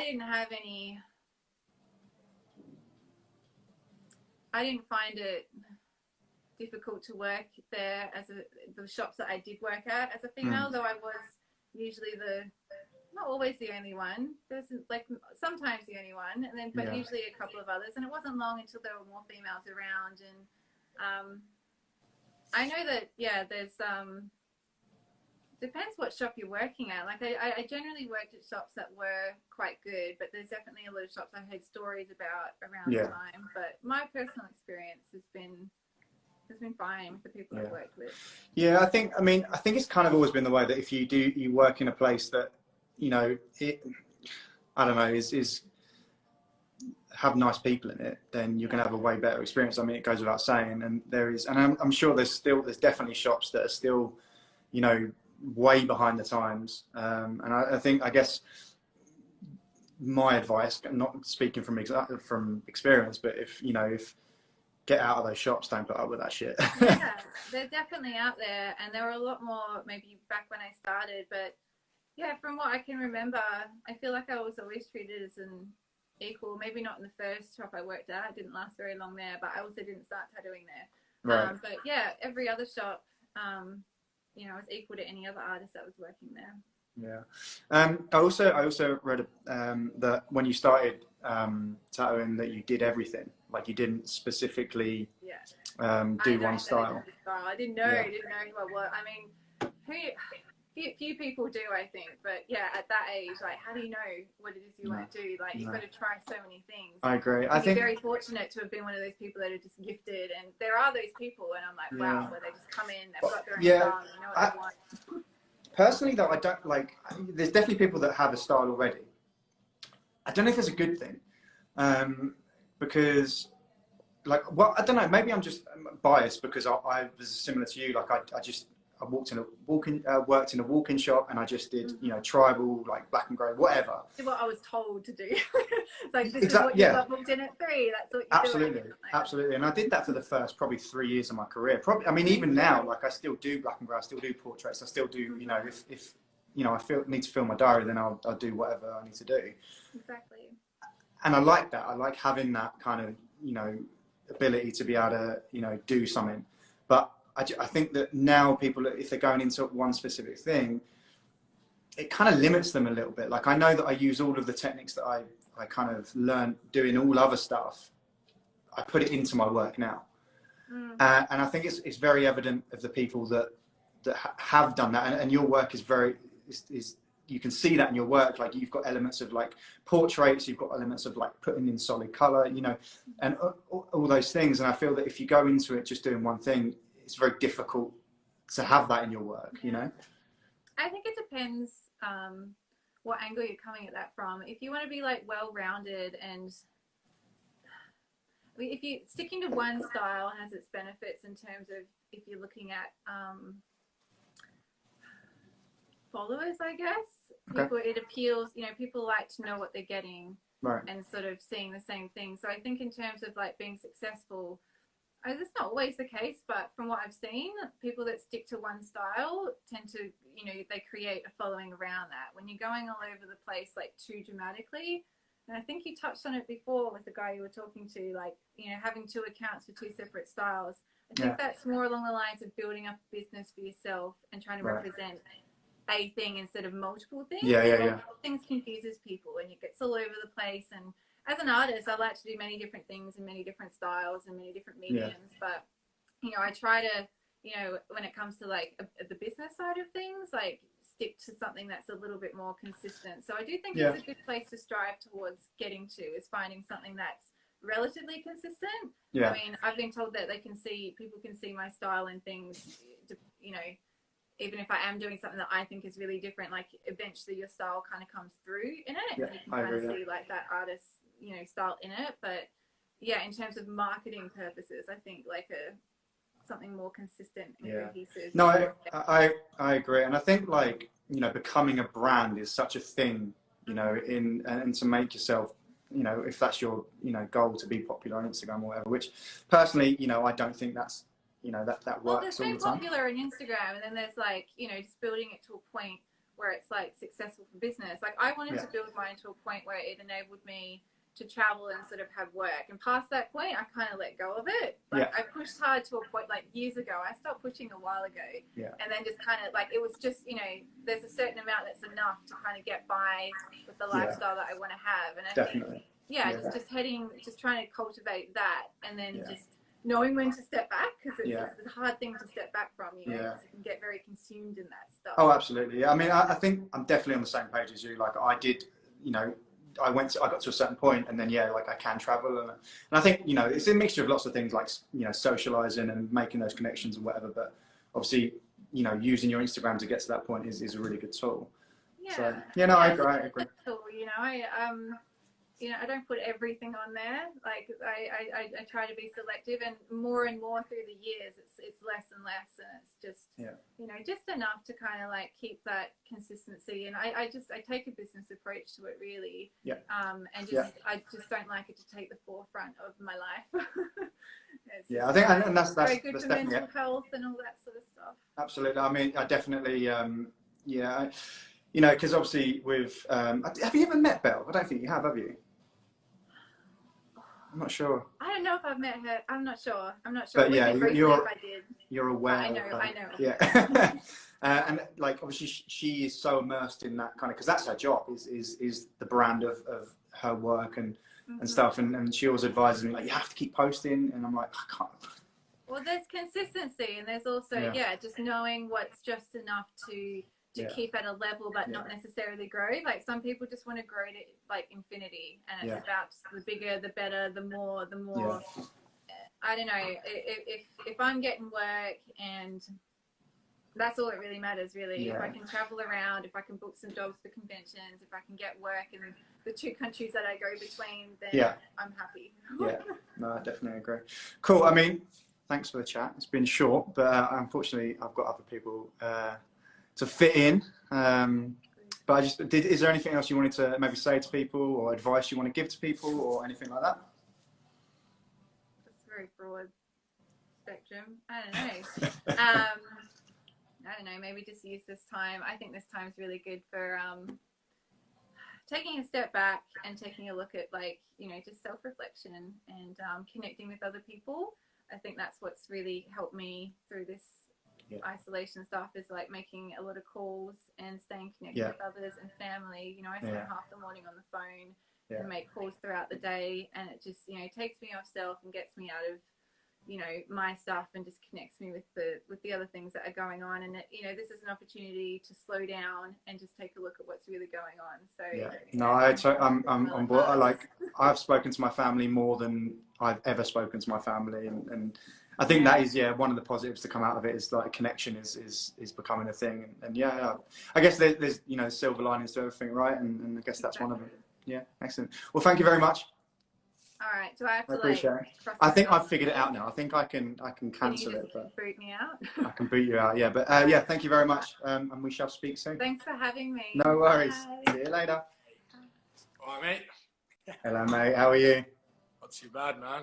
Honestly, I was like, he's forgotten. He's not going to be here. I'm a professional, mate. Let me tell you.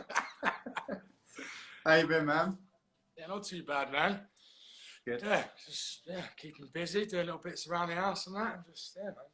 Yeah. Good. So is that what you've been doing? No artwork, just sorting stuff out? No, nothing yet. Like, it's kind of funny though that I haven't done any, because the minute that I realised we were going into some sort of, not even way before the lockdown, I went to Hobbycraft and bought like 200 quid's worth of like pencils and shit. So, and I had all these plans, and then I don't know, I guess I'm figuring out as I go, and I've put all that to one side for a little bit and just been more interested in doing all the stuff that I haven't had time to do. Just stuff around the house and this and that. So I've been keeping busy, just not a lot of content to post for people. So anyone's wondering what I've been doing, I've been painting windowsills and boring stuff that I found quite nice, because I've been wanting to do for a while. Well, yeah, I mean, we sort of touched on it earlier, and like, it's funny how, you know, I've got all this time now to, I mean, you've been busy. I mean, you've been doing stuff, but I mean, I've had all this time and I've done nothing. I've been less productive with this time than when I don't have time, which is. I feel like you've been doing quite a lot though, man. Like, obviously I'm not there with you, but it looked like from the artwork and stuff you've been doing, I know how long that stuff takes. Yeah. Do you know what I mean? I feel like you've been pretty proactive. Maybe more than I think you've been pretty busy, mate. Yeah, I think what it is like, I'm so used to, like, because I mean, you know how much I work, like. You know, I very rarely take my 2 days off. Like, I'm either going in and doing a tattoo with a friend or whatever. But, you know, because I haven't had that, I've just had, you know, I've been maybe doing like every couple of days I've been doing a little bit or whatever. And maybe like doing these live streams are, you know, always fun. But, you know, it's only 2 hours of the day. Yeah, you know, and then suddenly you got the rest of the time. So I guess, it may look like I'm doing. I guess it's like filling all of that time. Do you know what I mean? But just even having something, I feel like I've just made sure I've had a few things each day to do. And then the rest of it, I'm just like, what's wrong with kicking back for a little bit, you know? Because I feel like it's always go. So it's kind of nice to. Yeah, well, I mean, I was worried about it. I was actually, it's quite nice to start out for a second. You know? And that's it. I think, like, when I'm tattooing, like, I'll wake up, I'll get ready, I'll go to work, I'll work from sometimes 10 o'clock until 7, 8, 9, come home, eat dinner, and then draw for the next day. And then go to bed. So like and then my day off, I'll have to do, like, you know, boring stuff, bank stuff and all that. So, you know, honestly, all the time, like, I'm doing something, you know. So yeah, maybe I'm doing something for 2 hours a day every day, but you know, I've got all this time to just to sit here and do nothing. Chock-a-block, you know. I know. Well, I've written a few things down, mate. All right. How did we meet? I actually can't remember. How did we meet? I was aware of like your work and you like way before we met and stuff. I know that. And then I think it was just, I don't want to say London convention because I feel like it's before that. Might have been Brighton, might have been before that. I can't remember a specific time though. But it was definitely just, I feel like it was like convention life. Well, it must have been a convention, yeah. You know what I mean? It definitely it wasn't from like a guest spot at a shop or something. No. Or we didn't have a mutual friend that we knew and met that way, I don't think. I swear it was just from convention. And then we would all chat a little bit from mutual friends and stuff, you know? we would always do the same conventions. So I think, I don't know, man. It's funny because I kind of remember most of the time where I've met someone or like how we. But for you, I was trying to think. I'm guessing there was alcohol involved. Definitely. A younger me being reckless, but thankfully I'm past that. Yeah, as Louise just said, both drunk as hell, which is. I can imagine that's probably why I can't remember. I have no doubt it was a sick time though. So. I mean, I think you're friends. Yeah, you're the person I probably partied with the most when it comes to conventions. Like I think we always kind of gravitate to each other, and we're always. And everyone's like, just go and ask Ant and Justin what's going on. Honestly, something fun happens. You know what I mean? I do remember a time when we were at what's it called? That place, that kind of Big Red. Oh yeah, Big Red, Holloway Road. Yeah, I remember going there with you after a convention, and I just remember you talking so much, and you must have been more drunk than I was, because I just remember thinking, he doesn't stop. And the thing is, like, it should have been me. Sorry, I should have been enjoying it, because I remember you being really, really nice about my tattooing. Yeah, I remember this now. Yeah, and I remember you saying really, really nice stuff, and I should have been like, I'm going to let him talk, but I was like, Justin, it's cool, man. I get a little excited sometimes. I get a little carried away, you know. I love it. I absolutely love it, man. Carry on talking. You have to shut me up.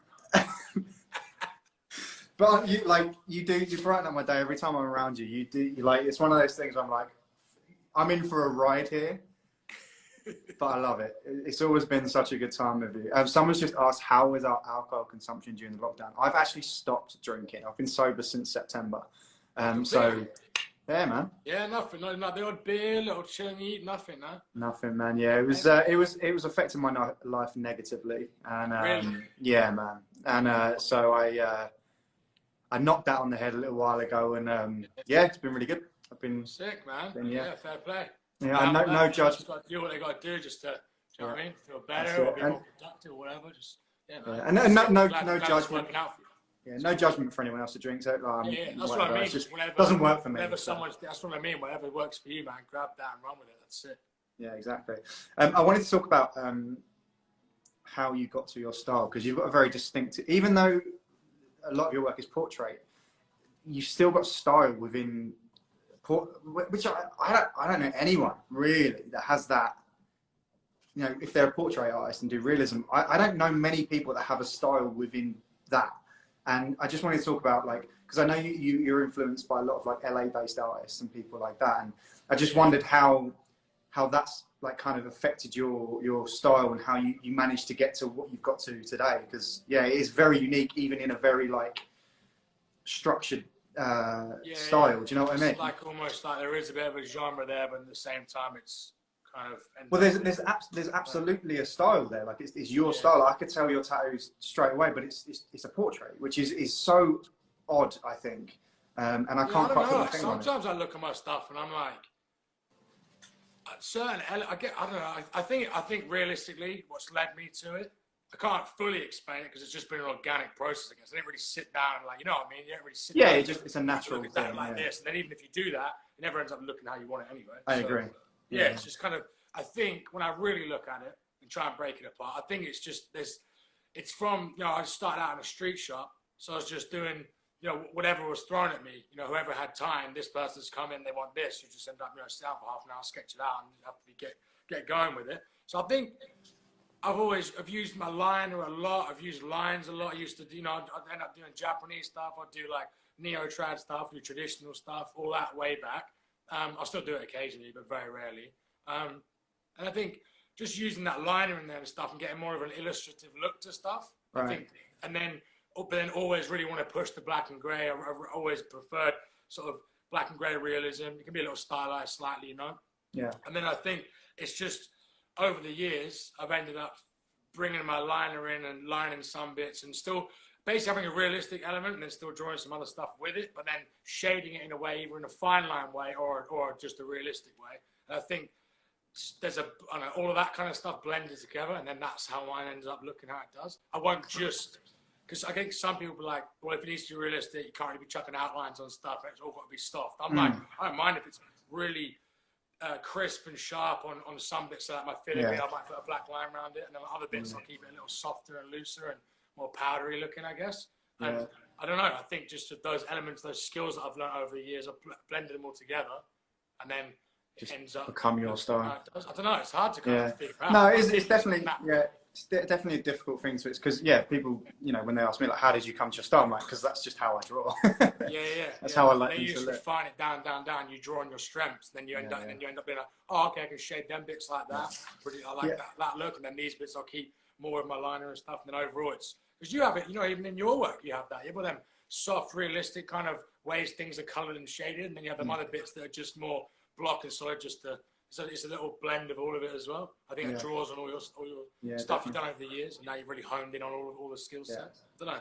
I think something you touched on which is important is like using line work and stuff, because for me, I mean, obviously our styles are completely different, but I think that lines are really, really important in tattoos, and that's something that was always drilled into me, you know, learning and you know, coming up, and there's still, even though your stuff's portrait style, you still use lots of lines, and you know, what's your sort of reasoning for that? Why? I mean, I know, but I just want to sort of tell people maybe that don't. I keep lines and stuff next. I've just found, you know, over the years, I've tried different ways of doing stuff. You know, like obviously everyone's different to start with, so some people can nail different approaches. You know, but for me, and then when I look at tattoos that hold really well over time, and what I prefer the look of and the strength of it over time, it's just, there's always liner used and stuff to keep that. You have to separate things away from each other, give things a bit of a crispness to it, because if everything softens up, everything moves in the skin. And I tried over the years. I remember it was a long time ago, I was doing a lot of stuff just to the mag, trying that out,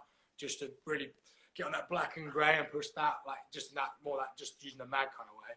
And I'd see it healed, like, you know, 4 years later and stuff, and 5 years later, and then I made the switch before then because I just preferred that look anyway, so I started using the liner a little bit more again. But then it was the right call to make, because I'd see it, it softens out, it becomes muddy and blurry, and you can't really distinguish things from each other. And you can't. Definitely. I just enjoy using the liner a lot as well. Yeah. I think it holds the piece way better over time. Like, I'm talking a lot of time, not just looking at it after a year or two. I'm like, no, like.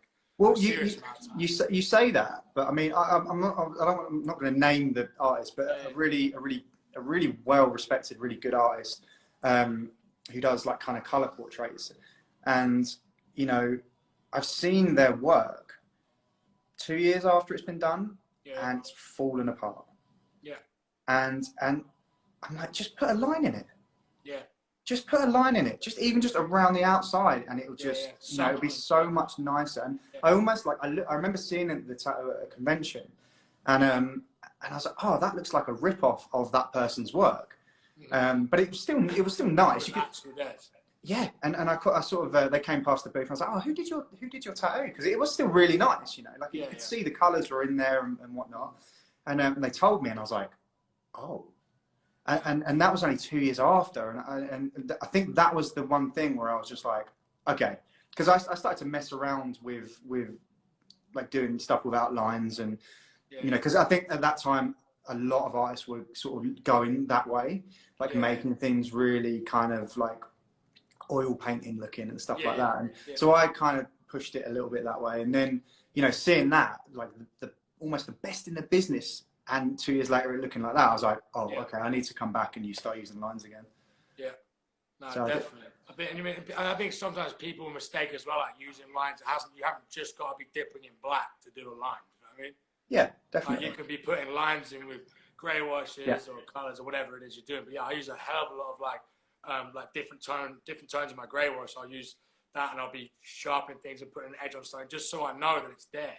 You know, even if it's the same tone that's coming off of a mag, I feel like just having that liner in there. It makes it sharper, doesn't it? It makes it sharper. Yeah. And maybe initially when you first look, it looks so crisp, but I'm like, that's going to settle in. It's going to soften down a little bit. It'll probably be the end result that you actually want it to look like. But at first, it might be a bit too sharp.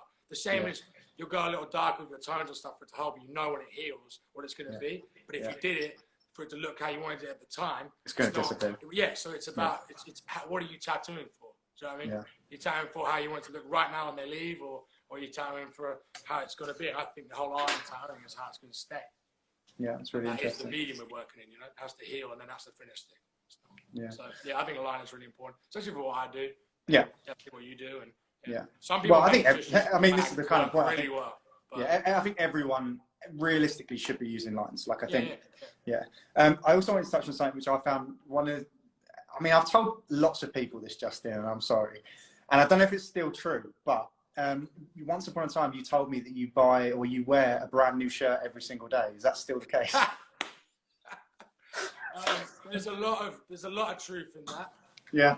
Yeah, but it's more complex than that. It's more complex. I'm not a wasteful kind of guy. Let me tell you. We're all here to listen to you, mate.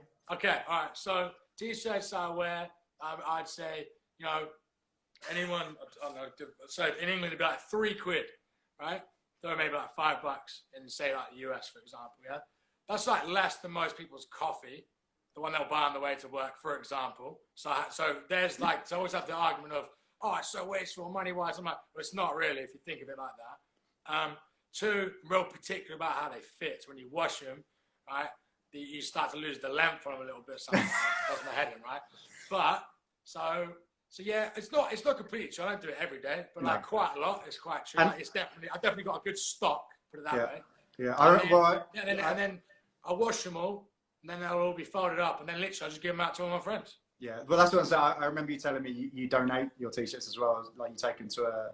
Yeah. Nothing goes to waste. It's just a personal choice. I'd sooner rather than buy a coffee in the morning, I'll get myself a fresh shirt. Just a little luxury. Feels so nice. Fun. I used to do it with my socks as well. Mate, I was about to say, socks are my thing. Like I love a fresh pair of socks, and I think a lot of people. It feels like your birthday or something. It's good. That's so funny, man. I also wanted to talk about you've tattooed at quite a lot of festivals, or you've tattooed at Download, right? Yeah, Download Festival, yeah. Yeah, how did you get into that? Actually, it came off the back of you helping me out. So, like, you remember a few years ago when I asked you, like, I think I put it on my Instagram, just like, can anyone get me a hookup for the Download Festival? Yeah, I remember. Yeah, and you put me in contact with Darren. Yes.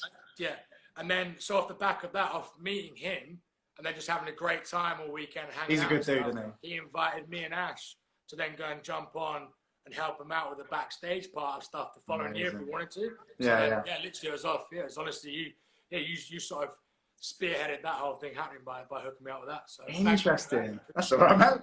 I didn't even know that's how it was. The sickest time there, man. So because like when I think about stuff like that, you know, because I'm against, like, you know, you've seen these like tattoo parties and stuff like that, right? Obviously against that. How do they make it? Because I know that you would never do something that is like hygienically not sound. How do they? Is it like a room? Is it like how do they do it? So how it works? Because me and Ash, like Lost Hope Tattoo on Instagram. That's what I'm talking about.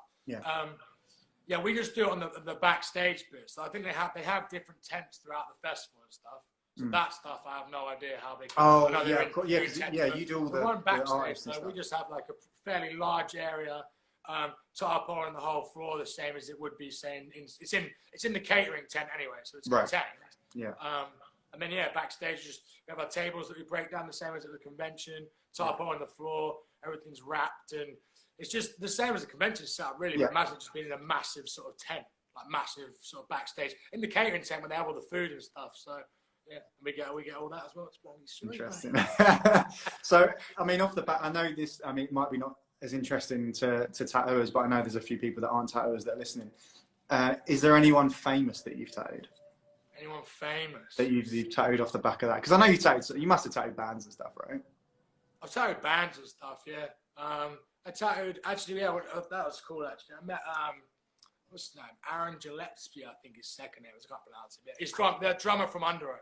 Oh, okay, cool. Under Oath? Yeah. I tattooed him last year. That was pretty cool. I've always loved that band. I've tattooed their symbol so many times. What's that? I've tattooed their logo so many times. Yeah. I love that band. They're sick. And ended up tattooing him like a year ago. That was at the Download Festival as well.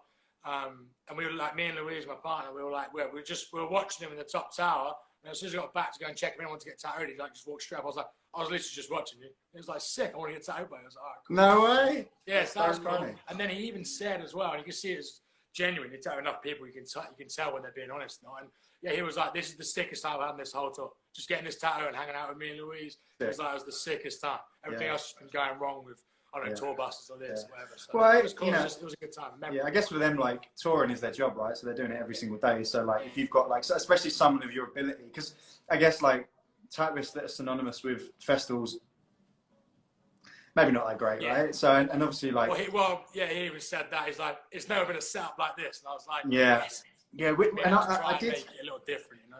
Yeah, I do find that, like, things like that, like, especially even celebrities, like, they always get such bad tattoos. Like, I don't know what it is, and yeah, I guess having... majority get I feel like... I feel like Download lucked out rather than did their kind of research, because...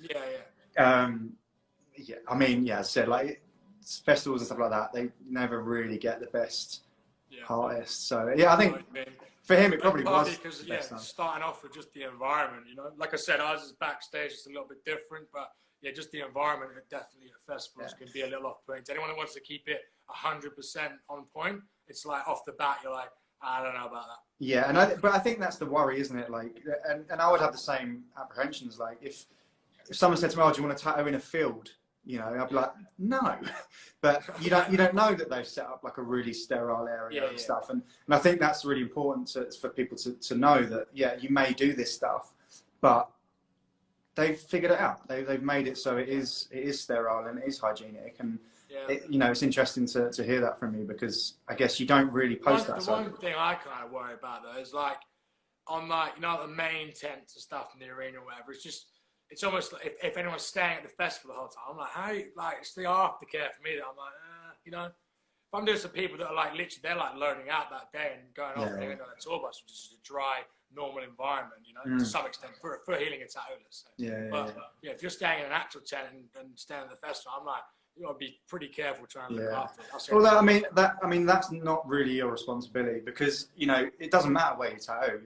Your customer could go out the next day and go swimming. Like it, as long as you've done your sort of due diligence and said this is how you should treat it, keep it dry, keep it clean, then what goes on after that, it's not really yours. Yeah. I mean, it's a shame, because you want your tattoo to heal the best as possible, but obviously you can't really affect what happens after. So much you can do. Do you know what I mean? Yeah, exactly. Also, something that I've noticed about you, Justin, is, as I touched on before, like, you are the most talkative person I know. However, when I've gone to chat to you whilst you're tattooing, I can't get one single word from you. Is that just at conventions, or is that most of the time? Nah, it's going to be a little more so at conventions, because it's already chaotic. Yeah. So it's pretty hard. I have to stay even more focused, I guess. Yeah. But I'm kind of like that when I'm tattooing anyway. Yeah. Is that something that... Sorry, go on. No, go on. I think a lot of people say this as well. Like, I had like multiple friends, like when I go and guest with them, and they'll be like, man, when you're tattooing, like, I ask you something, just a quick little answer back to it.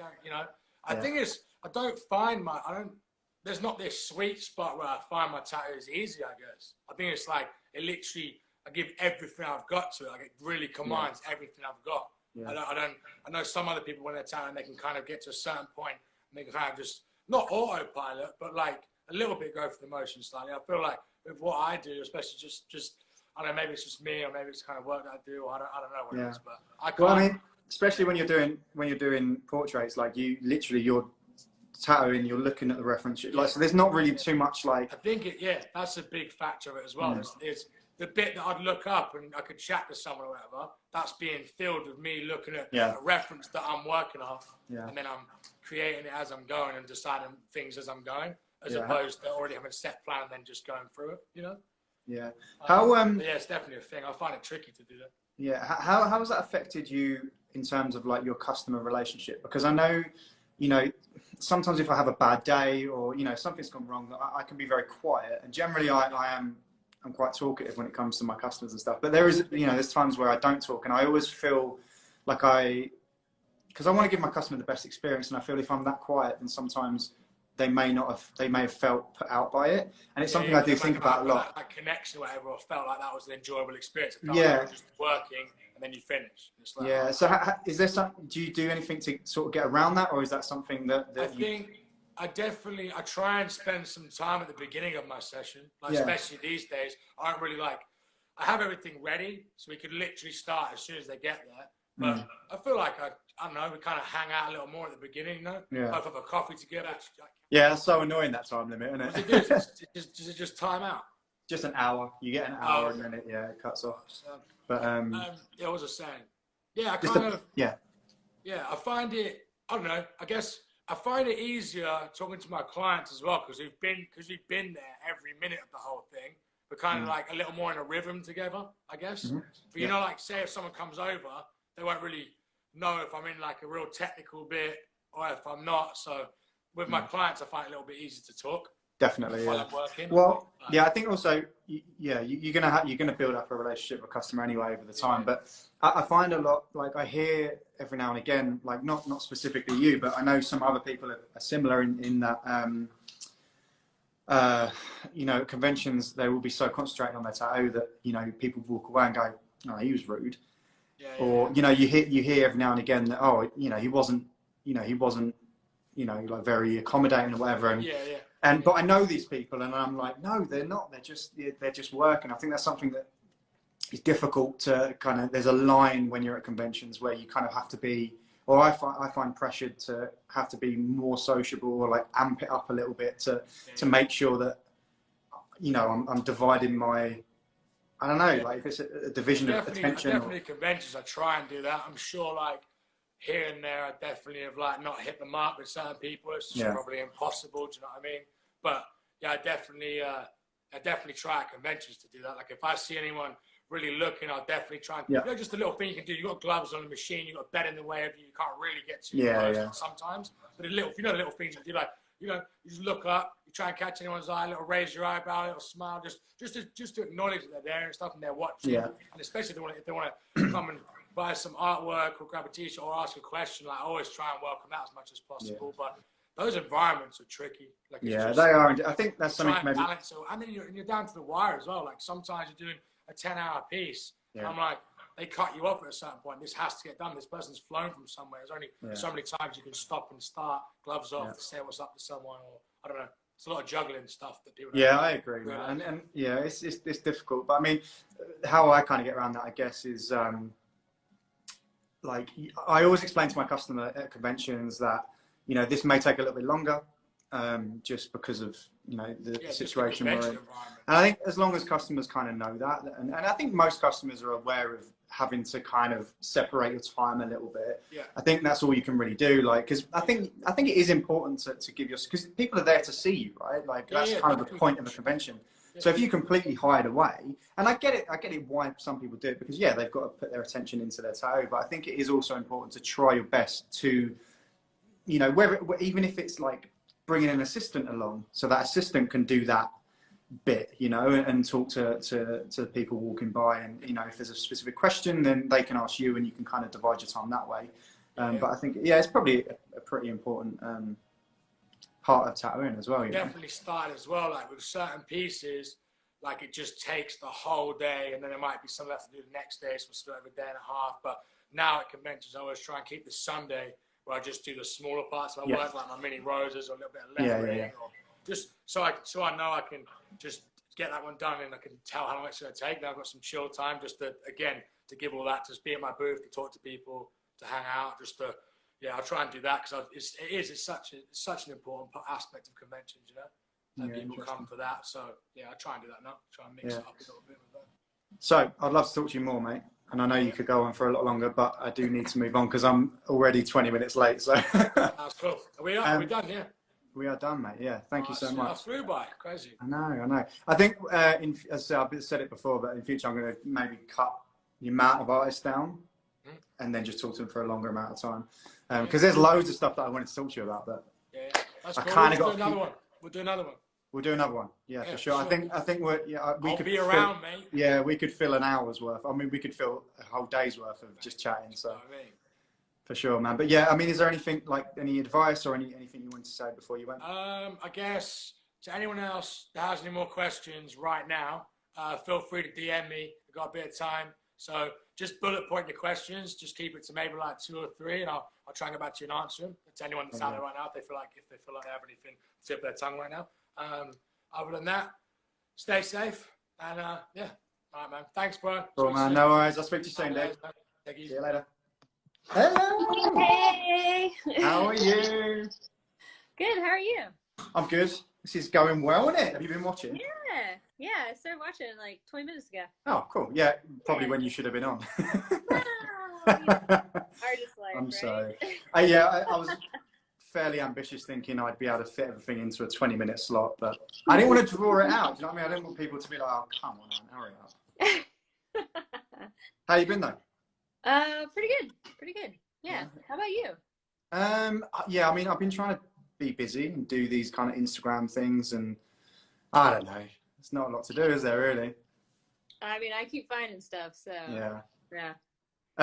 With everyone, I've talked about firstly like where I met that person, and a little bit like that, and we met in Winnipeg, right? Yep. Yeah, in 2017, I believe. Yeah. It's crazy to think it was that long ago. It doesn't feel like that long. Yeah, I don't know. Well, I mean, it's only 3 years ago. Not too long. Yeah. In the grand scheme of things. I mean, to me, it was like last year. I was like, oh, yeah. last year. I was in Canada, what, like last year? No, it's been fucking 3 years. Yeah, exactly. I think it's actually like, I think the separation between obviously me living in the UK and you being this side of the world. I wasn't aware of you until like a little while before that convention, and which is crazy considering like how much of an impact you've had on the industry, and also just your following is huge. But yeah, I mean, I remember seeing an advert for the Winnipeg convention, and I don't know if you saw them, but they sent out these like little leaflets, and then they had like 4 or 5 artists. Yeah, and that's where I saw your tattoos, and I was like, holy shit. And I think that's pretty much where I kind of first saw your work, and yeah, obviously I was blown away by it. So when I met you in real life, I was like, holy shit. But it was a weird feeling, you know, when you see someone online first and then you meet him in real life. Yeah, you never know. You just never know if they're going to be similar or completely different from you. I mean, tattooing kind of takes all types, so absolutely, yeah. You have no idea. Like, you could love their work and then just have nothing in common with them. It's very, very true. I think I've been pretty lucky in people that I've met, though. Like, I've always seemed to... There's a couple of people that I don't sort of hang out with anymore, but most people I kind of, I get on well with them. I wanted to talk about... I mean, if you don't want to talk about it, that's cool, because I'm sure you've talked about it a gazillion million times, but I wanted to talk about, like, tattoo shows, obviously, because you were on... quite a popular one a few years ago. Yeah. So you were on Best Ink, right? Yeah. And you won it. Mm-hmm. How was that? What was that experience like? You know, it was, it honestly wasn't that bad. Like, I mean, it was getting up really early to be ready to go to a studio to put on mics and be on camera. And, but I just went into it with the mindset that I was just going to do tattoos, you know, like I didn't want to be a crazy character. I just wanted to be me. They can't make you be somebody you're not, you know. I mean, you can pretend. Like, if you're that kind of person that well, yeah, I've definitely, because I've watched a handful of like the episodes from all different shows. Like, I've never been like a huge like follower of of those things. But I always find that they obviously amp up the drama. And is that something that they try and make you do?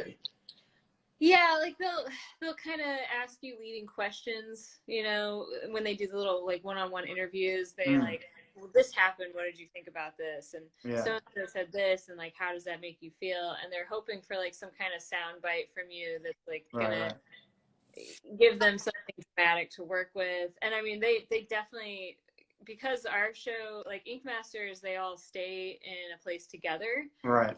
In Best Ink, we would just go back to a hotel room and be alone for like the rest of the night. But we would be up at like 6, and then we would be back in the hotels by like midnight. So we weren't getting tons of sleep, but like you at least were alone. Like you'd go back and you're like in your own room, but you're not allowed to go talk to anybody. You're not allowed to do anything off camera. Really? Yeah, because they really want, like, you can't have a conversation and then reference that conversation later and nobody knows what the hell you're talking about. Right, got you. Yeah. So they want everything on camera. They want every fight, every bad look, every, like, you know, sassy comment. Or, I mean, I've had like this tiniest kind of experience. Like they did like I don't know what it's called, but Miami Ink did like after 15 years they did another thing, but it was just for Facebook. And they asked me to be on it, and I've been asked to do a few of like those kind of shows in the UK, and they've got such a bad reputation. I've always said no. Yeah. But they really explained this, the one that is called, I think it was called The Tattoo Shop, and it was just like standalone episodes, and then I got to be invited. I was like a guest artist at their studio. And the way they explained it was there won't be any drama. It's just going to be like a fly on the wall thing. And I was like, I can't mess that up. And when I got there, and it was an amazing experience that I'm not, you know, talking badly. So it was a brilliant experience, but they stopped me from meeting everyone before the cameras were rolling. Right. Which I was a little bit uncomfortable with, just because it just felt a little bit weird, you know, like meeting people on camera, it's so difficult, you know. Is that something they did with, because obviously the judges and that, like, I mean, I presume at the time, you know, you weren't as well known as you are now, so meeting someone like Joe Capobianco must have been a bit of a, did you meet him beforehand, or did you meet him on camera, is what I'm trying to say? I mean, I'd been at conventions that he was at prior to doing the show. Right. Knew who he was, you know, I'd heard him yell at people at conventions prior to being yelled at specifically. But yeah, I mean, I think it's funny because I think he knew who I was. Right. But I was like, I got on the show, and it's kind of the same thing. Like, I wasn't allowed to meet any of the other people until we were filming. Yeah. And, like, that was definitely weird. And I was also kind of surprised that I didn't know anybody. Right. My season, like, I got there and I was like, I thought somebody I knew would be here, and so I was kind of like, on one side I was like a little disappointed because there wasn't like a friend I could be like, hey, we're in this together, but on the other side I got to meet cool people, so people I didn't know about. It was kind of nice, you know. Yeah. Would you say you're competitive in nature? Yes. Yeah. And is that something that drove you to do something like this? No, I actually did not want to be on a TV show at all. Oh, really? Interesting. Yeah, I had no desire to do it. I wasn't applying for them. I wasn't like, because, you know, they would like have and go online and fill out the form, and, you know, if they like you, they'll contact. I had no interest in being on the show, and like Kelly had applied for, I think, Ink Master and Best Ink, and got interviewed. So this is Kelly Doty. Yeah. She like gone for an interview before I had ever even thought about being on a TV show, and then they contacted the shop. They were like, hey, we hear you have a female tattooist by the name of Teresa, do you think she might want to like try out for the show? And I was like, how'd they get my name? Like, who the fuck are these people? Yeah. I guess Derb does Hell City. They asked him for like a list of female artists, and I was on that list. Interesting. So Joe, I think that's so funny, because I mean, you probably haven't seen any of the UK version ones. No, I have.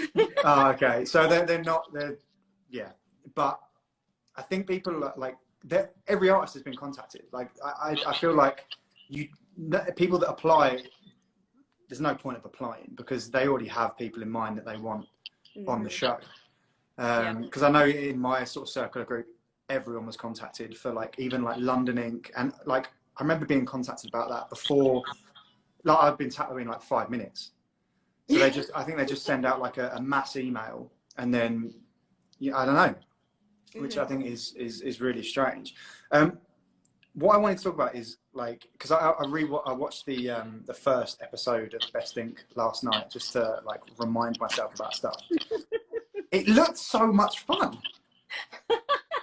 Like going on you were suspended in the air doing spray painting and stuff. Yeah.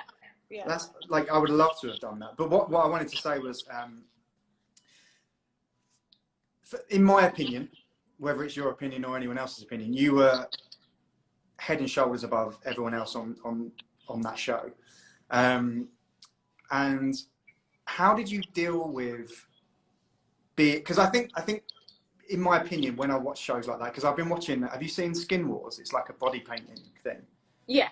Yeah, same deal, like all those shows. So there was a glass blowing one as well, which I really enjoyed.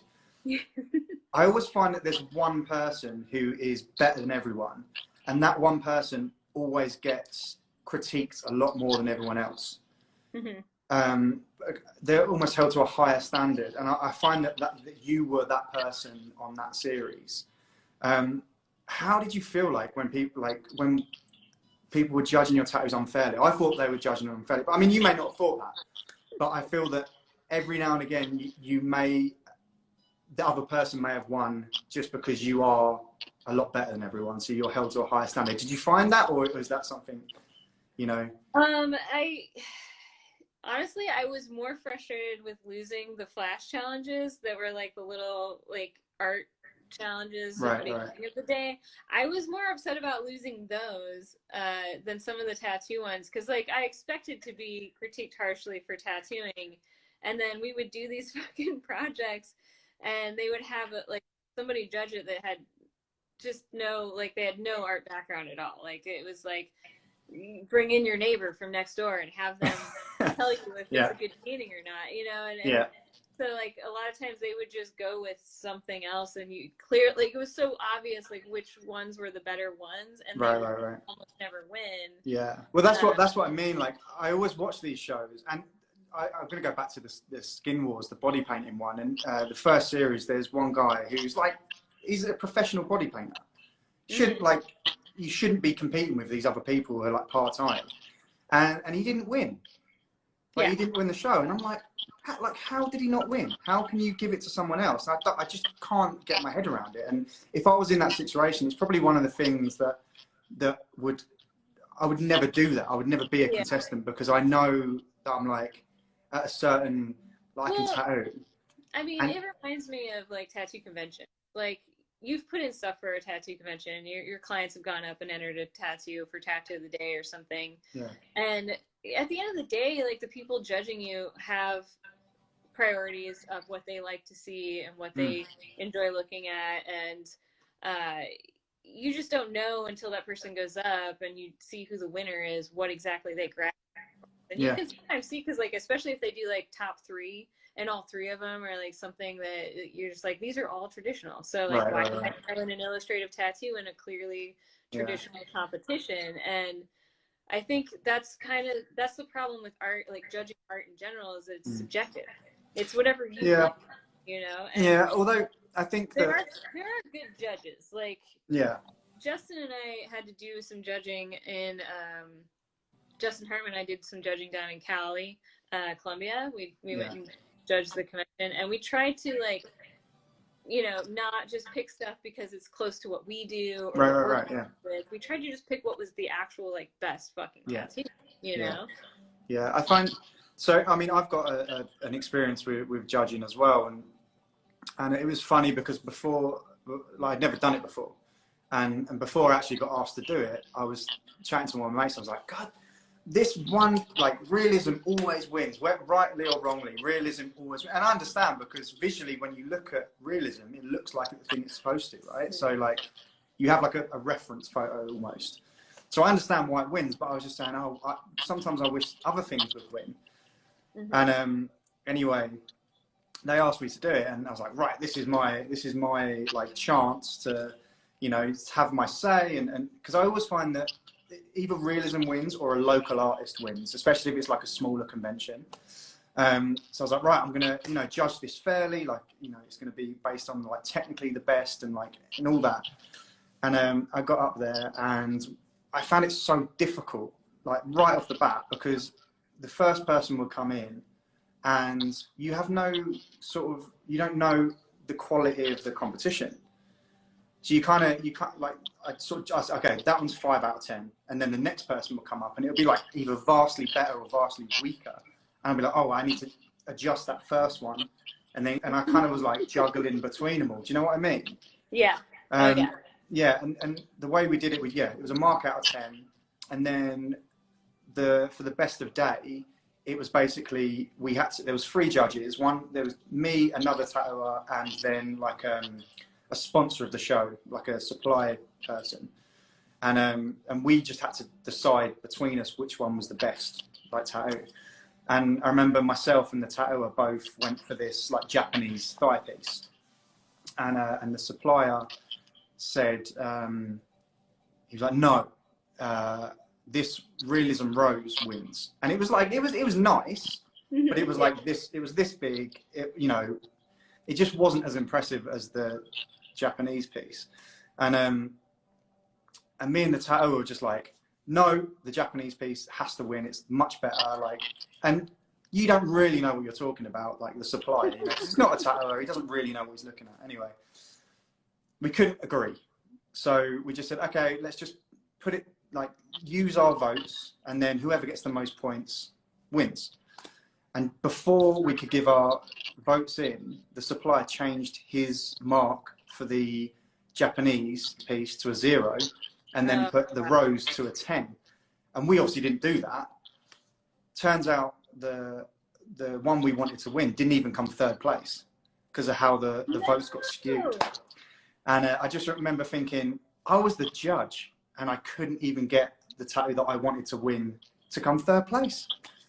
And from that moment on, I was like, never again am I going to be a judge, or I'm going to put myself into a competition. So I guess, even when you are the judge, it's so difficult to. It really is. And I've judged Hell City and a couple other conventions, and it's just like, it really is. It's like your panel, and it's like you might be with one other person, 3 other people, 5 other people, but you have to have some kind of consensus. And it can be really difficult when the 2 people at the end of the table love every fucking realism tattoo that comes up, no matter if it's good. Like if it's executed in a way that it's going to last as a tattoo, or if they're just like, well, it's a rose and it looks like a rose, so good job.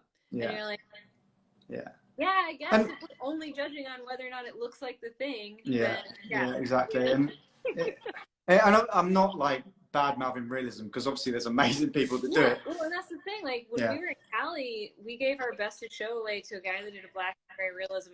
Sorry. Oh, you've paused. Oh, there you go. I'm trying to freeze the back. But yeah, like they had this fucking. We gave it to a guy that did a full leg sleeve realism piece. And it was amazing, and it was so well executed. I mean, the guy definitely knew what he was doing. He knew how to like fucking execute a tattoo, and it was just one of those situations. Yay! I don't know what happened there. What were we talking about? I can't remember what we were talking about. The realism piece was. I mean, the winner should always be a piece that's kind of like just jaw dropping, you know. And it doesn't matter if it's abstract, if it's realism, if it's illustrative, if it's traditional. Like it should just be impressive. Absolutely, yeah, definitely. But anyway, so I also wanted to talk about. I watched. I think it was the Hell City podcast that you did a little while ago. Was it Hell City? What was it called? Yeah, it was called the Hell City, but I wrote it down. And you talked about you talked about color theory and the rule of 3, and I think that's really, really important, because that's something I don't think I've ever talked about like online or anything like that. But it's such an important thing that I learned, I think, when I was at school, and subconsciously I think I've applied that throughout my work, kind of as much as I can. I just wanted like the importance of that and how you use that as well. I think because obviously you use it quite extensively. The rule of three I use in a lot of different ways. So you can sorry, but before we go through that, if you can explain it for the people as well. Yeah. The rule of three is basically that the human brain kind of like is able to continue to work its way through a piece if there's three things. When there's even numbers, it's like your brain will get to 1, 2, 3, 4 and stop. Yeah.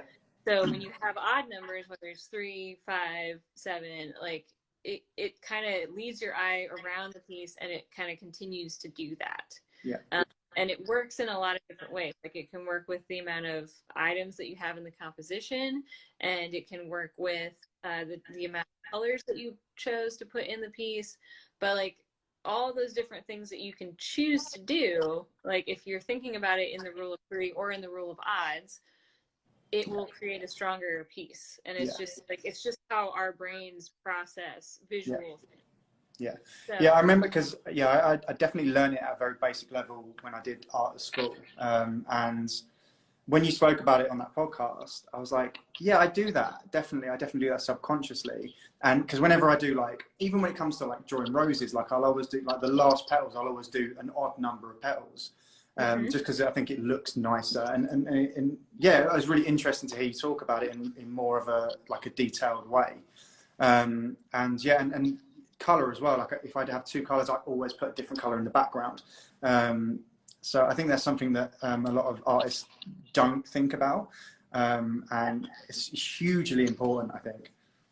Yeah, well, it's like if you look at some of your favorite artists, like the people that are just killing it right now, if you look, like just look at the work and like count, like, okay, so like let's say somebody did like a girl face, it's usually like a girl face, a hand, and an item, you know, or it's a flower and another flower and another flower, like 3 flowers and then like an odd number of leaves to go with it. And it's like every time you look at some kind of composition, it can usually be broken down, at least the good ones, the ones that you're like, wow, that's amazing. It can be broken down into like 3 main focuses. Yeah. Like, let's say you're just doing like a mermaid. It's like, okay, well, what are the most important parts of that mermaid? Okay, the face, the tail, the chest, like you want those areas, or it's like face, tail, hands, you know, you want 3 main focuses in that. Or something, or like it's interacting with a subject piece or whatever. So even if it doesn't have a background, that main thing, that main event, whether it's a horse or a person or an item, like that thing should have 3 focuses on it or around it that you can interact with visually. And that's, or if you're not going to do 3, you have to do, like, I would jump to 5 or I would jump to 7, because again, the rule of odds says that's more interesting than having 4 things or 8 things. So it's just, it's really crazy. And if you go through your work, you can determine which pieces are stronger based on those choices that you made. And I can definitely tell in my own work when I get too crazy with color and I start to just like, it's like, oh, I pulled this and I pulled this and I pulled, and then it's like, oh, now I have this, and then it becomes too much of a rainbow. Like mess. I think, and also I think that something simple, and you may disagree, but like when you say like the rule of 3 when it comes to colors, I think you can have different tones of those colors and that still be considered like one color. Yeah.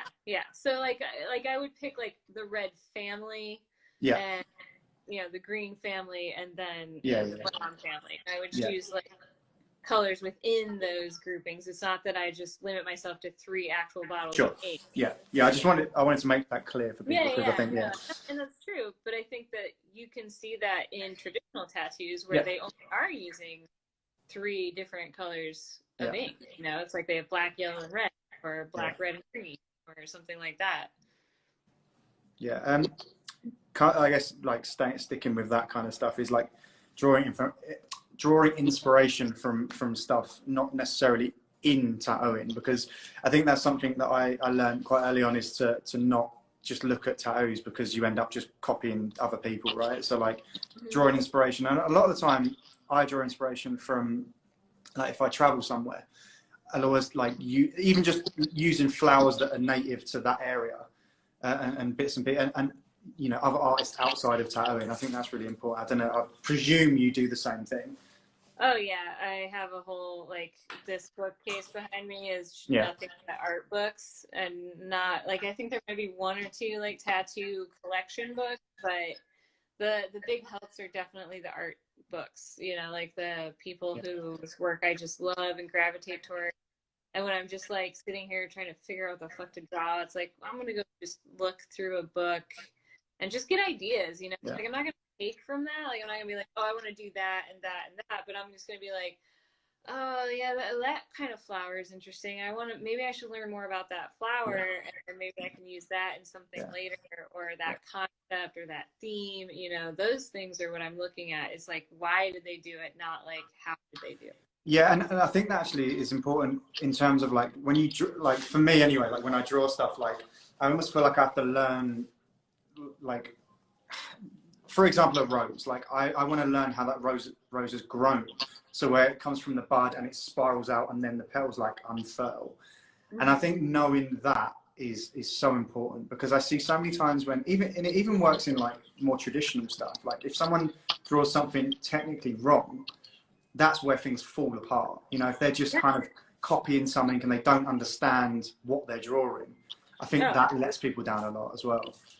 Yeah, and that's a big thing I see with a lot of younger tattoo artists is they want to draw like the girl head with an animal on it, or they want to draw, you know, a nice flower bouquet or something. But instead of looking at a reference that is a flower, or a reference that is a girl head, or a reference that is a tiger head, they're just kind of like, well, I saw this tattoo where somebody did that, and so I'm basing it off that tattoo. It's like, that is doing you nothing. Like, it's not helping you at all, because you don't actually understand the structure of a full girl head, and you're trying to put this tiger head that you don't also understand on top of it.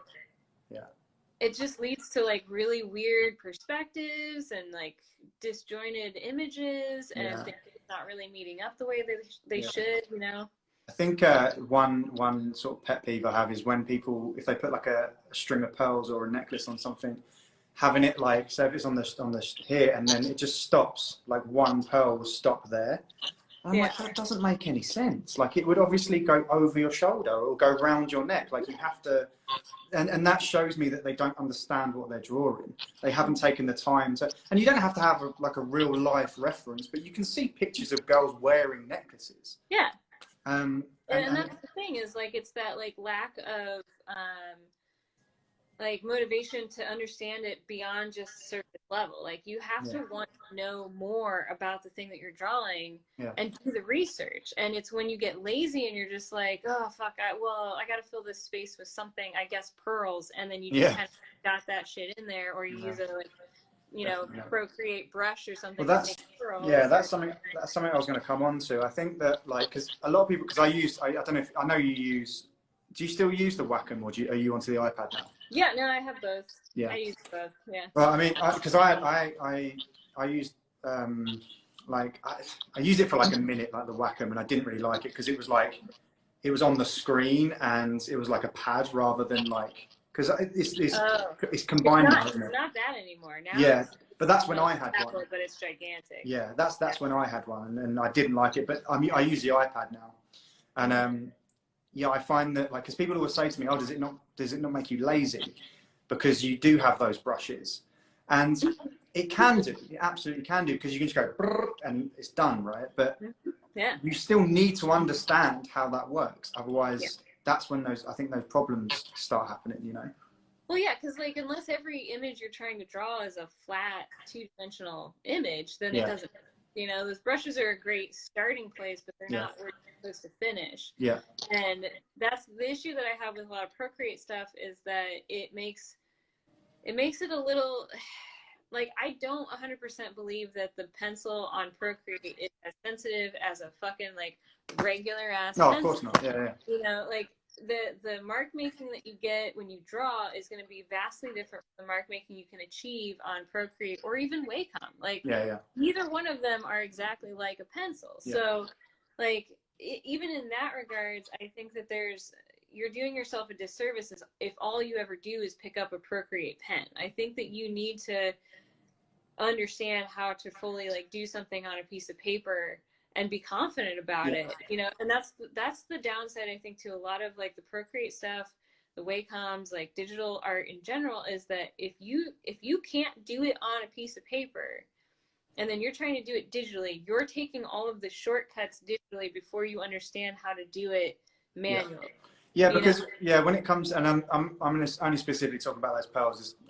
Pearls are like incorporated in my work all the time. So, like you have that muscle memory from drawing circles, right? Like before Procreate happens, like you had that muscle memory of like making circles. Because I never used to use a circle maker. I just used to be super careful with it and draw it, you know. And that becomes something that is so ingrained in your like how you move your hand, that if you suddenly if you start doing it just by going brrr, and there's just a string of pearls, you don't have that. Yeah. And I remember talking to I mentioned him earlier, but Chris Crooks, and he stencils everything by hand, and I don't know if you do that as well.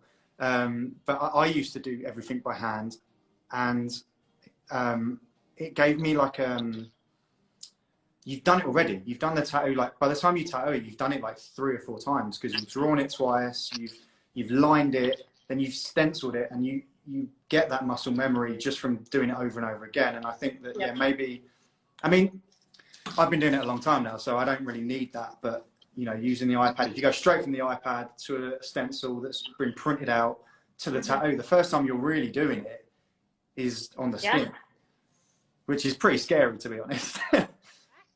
You're back. Is that your internet or mine?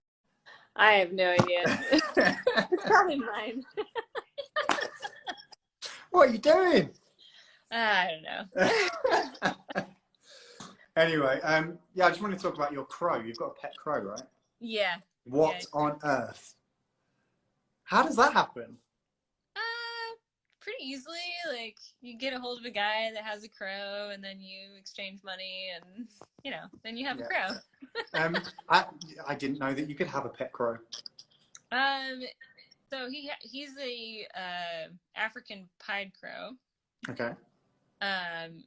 You're not allowed to have a North American crow in North America as a pet. They are considered protected. So since he's considered exotic because he's not from here, right, I'm allowed to have him as a pet. Interesting. Has he got like what is he kept in? Is he just in your house, or is he in like an outside thing? How does that work? He has a huge cage in my house. Amazing. Yeah. And is it like I'm presuming he can fly and stuff? Yeah. Oh yeah. Yeah. You can't like trim their feathers because the veins in their feathers run too far down. So like parrots, like they'll trim them so they can't fly. Right. I actually can't even I don't even have that as an option for Eric's. Yeah. Well, that's probably a good thing. I don't think I would want to. Yeah. I like it this way. Oh, that's very cute. How is it like? What's he like with like human interaction? Is he trained, or is he like? How does that? I don't know. I just can't imagine having a bird as a pet. He's a lot like other birds in the sense that he has people that he likes, and then he has people that he just doesn't give a fuck about, and then he has people that he does not like. So yeah, depending on which of those categories you fall into is how he treats you. That's so crazy. Yeah. I mean, luckily, like, I raised him from a baby, so we're cool. Like, yeah. But that's very, very cool. Yeah. Okay, so I guess that'll be the end of our chat. I think I've got to get Joe on now. I thought we'd leave on the crow because just personally for me, I was quite interested in that one. Sure. But I just wanted to give you the opportunity to give some advice, or maybe like a last word or whatever, if you wanted to tell anyone anything. I will say, in light of current times, that everybody needs to look up radical acceptance as a form to how you should kind of look at this situation. And if you can embrace radical acceptance and realize that you don't have control over everything, that you should just embrace the things that you can control right now and not focus on the things that you can't. So very good advice. Yeah. That was the best one yet. Do what I can. Well, thank you very much. I appreciate you coming on. Thanks for having me. Yeah, and we'll chat soon. All right. Bye. See you later. Bye. What's happening? Yeah, good, man. So, I guess you were going to come on at 5, but yeah, I managed to kind of delay it, so it worked out. No, I appreciate that, man. I had stuff I was running around doing this afternoon, so. All good, man. It's so weird for me to like have you on because I know we've only met really once at Paris, but for someone that I've sort of it was. yeah. But I mean, I've sort of known you, not known you, but I've known of you since I started tattooing. So it's kind of a weird circle for me to sort of be at this point and chat to you. So thank you so much for coming on. I appreciate it. I appreciate you asking, man. You had some real solid heavy hitters in this, like Justin Burnout, like fucking killer artist, you know. Mate, honestly, I've like his script forever. Like there's so many script artists, and that's not even really his thing. And I think his script is my favorite script. It's just his super impeccably clean and just super neat. It's really it's beautiful work. Yeah, I love it, man. But yeah, so I guess with everyone, I've kind of just said like first off how we met, and yeah, it was just I think we were walking to the Paris convention at the same time. Oh shit! And, it's so fun. And, like for all the years that I've been doing this, that seems to be the way you meet a lot of people. Yeah. I'm horrible, dude. I don't remember anybody anymore. Like, people like come up to me, like I'll see someone in Paris that I probably haven't seen in literally 15 years. And it's like, oh yeah, dude, we met at, you know, the London convention. Yeah. Year. Oh, it was the first year you were at it. And I'm like, dude, you met them once, and it's it's hard. And I feel like a douchebag a lot of times because I don't want to. I don't want people to matter. Yeah. But well, I think it's a little bit different because obviously, like you've been at like kind of, in my opinion, anyway, like the top of tattooing for such a long time. So for me, meeting you, like I already know who you are, right? So that's why that is ingrained into my brain. And I guess for a lot of other people that meet you, you know, you are someone that they already know. Whereas when you meet some people, you've not seen them before or whatever. So I think that dynamic is why, you know, you must meet hundreds of people or thousands of people every convention. So obviously you're not going to remember everyone. So I don't think it's like a bad thing for you to. Oh, it's funny too when you meet somebody again. Like so with David Corden, when I went to Scotland a few years ago, I went and we hooked up with David. He had just moved up there, and he reminded me that the first time I met him was at Lau's at a party.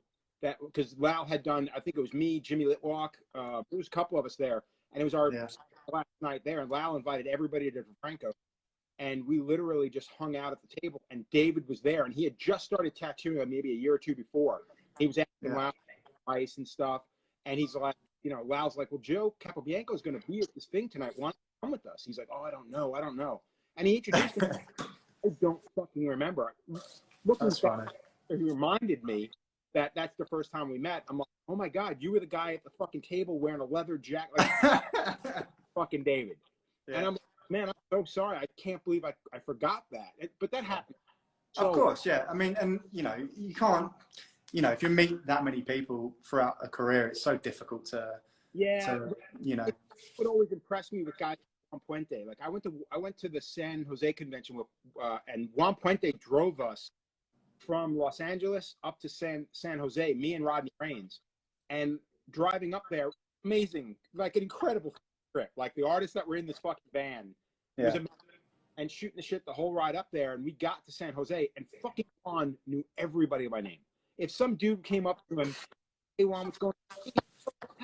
Hey Bob, what's going on?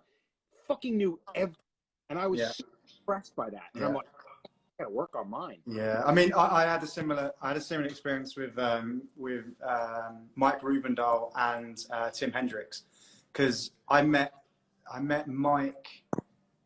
He tattooed my wife, and I met him for like a split second. Like I came over to say, because it was a convention, so I know I was working that convention as well, and I came over to just say, hey, I'm Ant, like nice to meet you, like, you know, great work, blah blah blah, and then didn't see him for the rest of the convention. And then the next convention, he was like, hey, Ant. And I was like, I met you for a second. And then you would watch him talk to every single person and know them by name. And I'm like, how do you retain that information? I've always been incredibly impressed by that. Because especially at shows, a lot of times you meet somebody so fast and it's over and done before you know. And this is probably me. When I got into this, it's always been like that. Yeah. You're inundated with people right out of the gate, and you know, people taking photos, and it's just craziness. And that's not something like people are just like, oh, doesn't it bother you that people take photos? And I'm like, dude, people have been doing that since 1995. Like after the first article was done on me, I remember going to a convention in Carolina and people wanting to take photos with me. And I'm like, what are you fucking kidding me? Like, why? Yeah. Because why would you say no to somebody wanting a photo?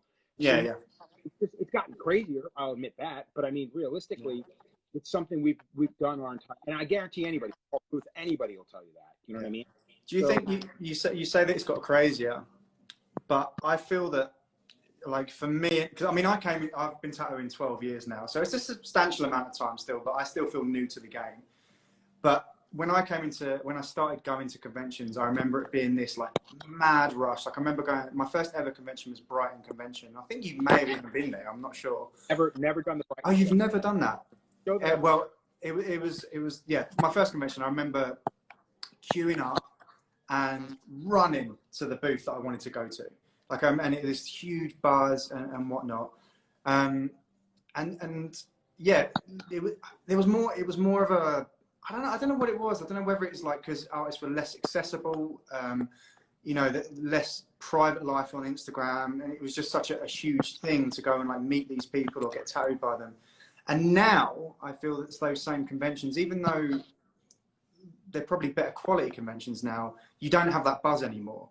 I think the problem is this. I think this is the problem. It's because people think they get to know you on this. It's the fact that everybody takes getting to meet you for granted. Because there's people out there that when they come and genuinely meet you for the first time, they're genuinely, I'm actually talking to you face to face. Yeah. I think most people just take it for granted. Well, I know what he does. I know everything about him. I don't really care. Yeah. I guess they feel like they're part of your life because you can follow along with everything, you know? Exactly. And then again, I think the people, clients, other tattooers that get tattooed by tattoo artists, they take for granted the fact that there's a show every fucking weekend. There's 4 fucking shows a weekend. Yeah. They look at it, well, if I don't catch him, I'll catch him at the next one. Or work. I tell people I'm going to be in London at Laos, and they're like, well, when are you going to come to Brighton? Are you going to come here? Are you going to come there? And I'm like, no, dude, I'm in London. Like, I live in Connecticut. You want to get tattooed by me? I'm already getting on a plane to come to you. Why don't you come to me? Like, you have to, I think people take it for granted because of the social media aspect, and also because so many tattooers will do that. They'll be like, I've never been to, I've never been to, right? So yeah, I'll come. I'll tattoo you. I mean, I 24 years ago. You know, the first time I'd never been to fucking Tennessee. So yeah, I'll go there and tattoo, but it's not something I would ever do now because now it's like I don't work for you. Like, it's got to be. We got to meet. Yeah, I do find that funny as well because I get that every now and again where I'll get a message from someone and especially when I was in the UK, people they'd be like, oh, when you come into Leeds, when you come into Manchester, I'm like, it's a 2-hour train. Exactly. Like, come to London. People say that all the time.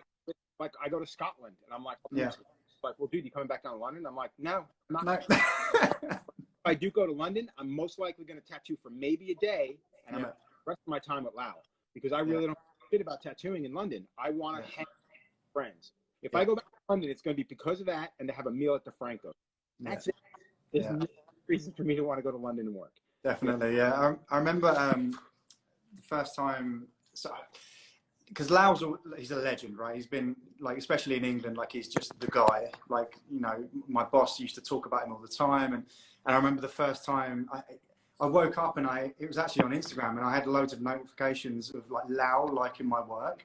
And I was like, oh my God. And then like when we met, he's the most, he has so much like time for tattooers and like the new generation. And, you know, he really cares about tattooing. And I think it was the first like old timer that I felt, you know, cared for how this industry is kind of progressing, and I had such a respect for that. And I watched a couple of interviews with you yesterday, just on YouTube and that, and I feel like you have got that thought process as well. Like I found that you welcome new talent rather than push it away. It's funny, well, and it's funny we bring up Lau, because I'm using rotary machines now because of Lau. Like amazing.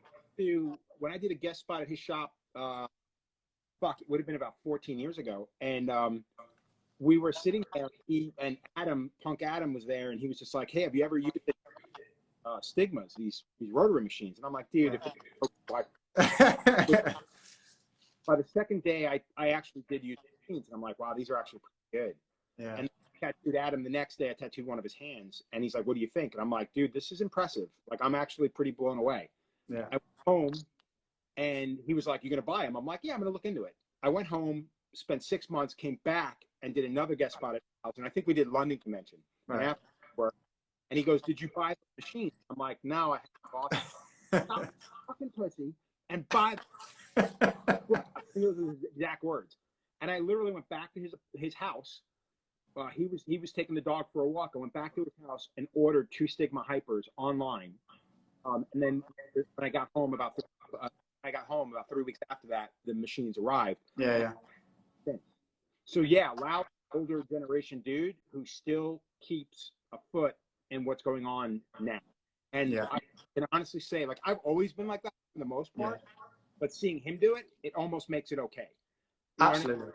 Yeah. You know, like, getting to know people like Teresa, DJ Tambe, when DJ's actually been tattooing a long time, but getting to know a lot of tattooers, it's fucking great, because there's nothing but the next level of the next history happening right there. Yeah. And I don't want to be, not so much forgotten. I just want to stay, like, I want to stay relevant. I want to stay doing cool shit. It gets harder. Yeah, no, I agree. And I think it's obviously evident from, like, going back a little bit, obviously, like, the first time I became aware, well, first time I actually became aware of you was my boss. He's been tattooing probably close to 30 years now, and like, he, you know, when he showed me all these different artists, you were one of those people that he showed me, especially because your color work was kind of like, it was so progressive back then, you know. And I remember seeing that and actually trying to put that into, like, I remember doing like lotus flowers and trying to put like a yellow glow on it and stuff like that, and that sort of came from you. And the fake. Yeah. Which is funny, but I just wanted to just talk a little bit about Miami Ink and how that sort of came about. Because for me, like, I know a lot of people talk badly about Miami Ink, and I think they're all idiots, because from listening to my sort of boss, like, because he was in it before that stuff, and, you know, he said when Miami Ink hit, especially in the UK, I mean, it might have been different in America and stuff, but in the UK, it opened the doors to doing custom work. Like, before Miami Ink, all my boss would be doing is like the stuff off the walls, and and, you know, Miami Ink, suddenly people are like, oh, okay, I can go in and I can ask for a back piece or whatnot. And it's personally, like, from hearing what he talked about, it seems to be such an important thing in tattooing, and it really bugs me when people kind of talk badly about it. And I just wondered, like, what your experience was it in terms of, like, how did it affect your career, negatively, positively, or, you know, in that kind of realm of things? I'll try to keep it quick, because there is a story, but so there was a company, and is again a company called Pulse Tattoo Supply. We got really good friends with them. We became really good friends with them. I would go to Pulse once a week and just shoot the shit with Brett, the owner at the time, on the loading dock. And at one point, Miami Ink came up, and I was never a fan. I watched it, didn't dislike it. I never watched it. Yeah. Said, if Miami Ink called you tomorrow, you wouldn't do it. And I'm like, motherfucker, Miami Ink ain't calling my fat ass to be honest. Never gonna happen. Yeah. Lo and behold, no exaggeration, probably about a year and a half later, we opened Hope, and I start getting phone calls from somebody that says they're a producer for Miami Ink, and that they want to talk to me about being on the show. Yeah. I thought it was a gag, because the number they kept leaving was a New York number. I'm from New York originally, so right. I'm like, probably one of my friends busting balls. So I never called it back for like 3 months. Yeah. Really, I'm doing an interview with Tattoo. We're doing a video. I did a video called A Moment with Joe. Okay. And it's me talking while doing a tattoo of a hand. And we're just doing an interview. But it's almost like a how-to video, talking technical shit, which I probably shouldn't have been. The interview was going on. The phone fucking rings in my room. Goes to voicemail. I check it after the interview. It's the same producer again. Leaves the number again. And I'm like, man, these fucking people keep calling. I don't think it's got. And next to my room, he goes, who is it? And I was like, somebody says they're a producer from Miami Inc. And they want me to call. And he's like, dude, fucking call. And I'm like, dude, it's got the New York number. It's fucking Miami Inc. Like, there's no fucking way. He goes, fucking call. Called up immediately. Producer gets on. They're like, hey, would you be interested in talking to the executive producer right now? And I guess. And the executive producer comes on. He's like, hey, Joe, Darren and fucking, Ami speak very highly of you. I really want you on the show. Right now we're getting rid of Kat. We're looking for the next person. We're bringing all these different artists. Would you be interested in coming down to fucking Miami in April? And I'm like, I guess. Like, is this for a week? That's and amazing. For a week. I filmed for a week. It's a total shit show. It's craziness. A lot of hurry. I did 3 tattoos while I was down there. I painted a pair of fucking shoes. I got more props from those stupid shoes that took me 45 fucking minutes. They were, but I got more from those fucking shoes than anything. I think I got more props from doing 1 episode of Miami Inc. than anything I did on Best Inc. And that was it. But that's proof to how much important and how much more real Miami Inc. was compared to any show that came after it. Because back then, I think it was about the connection and the client had.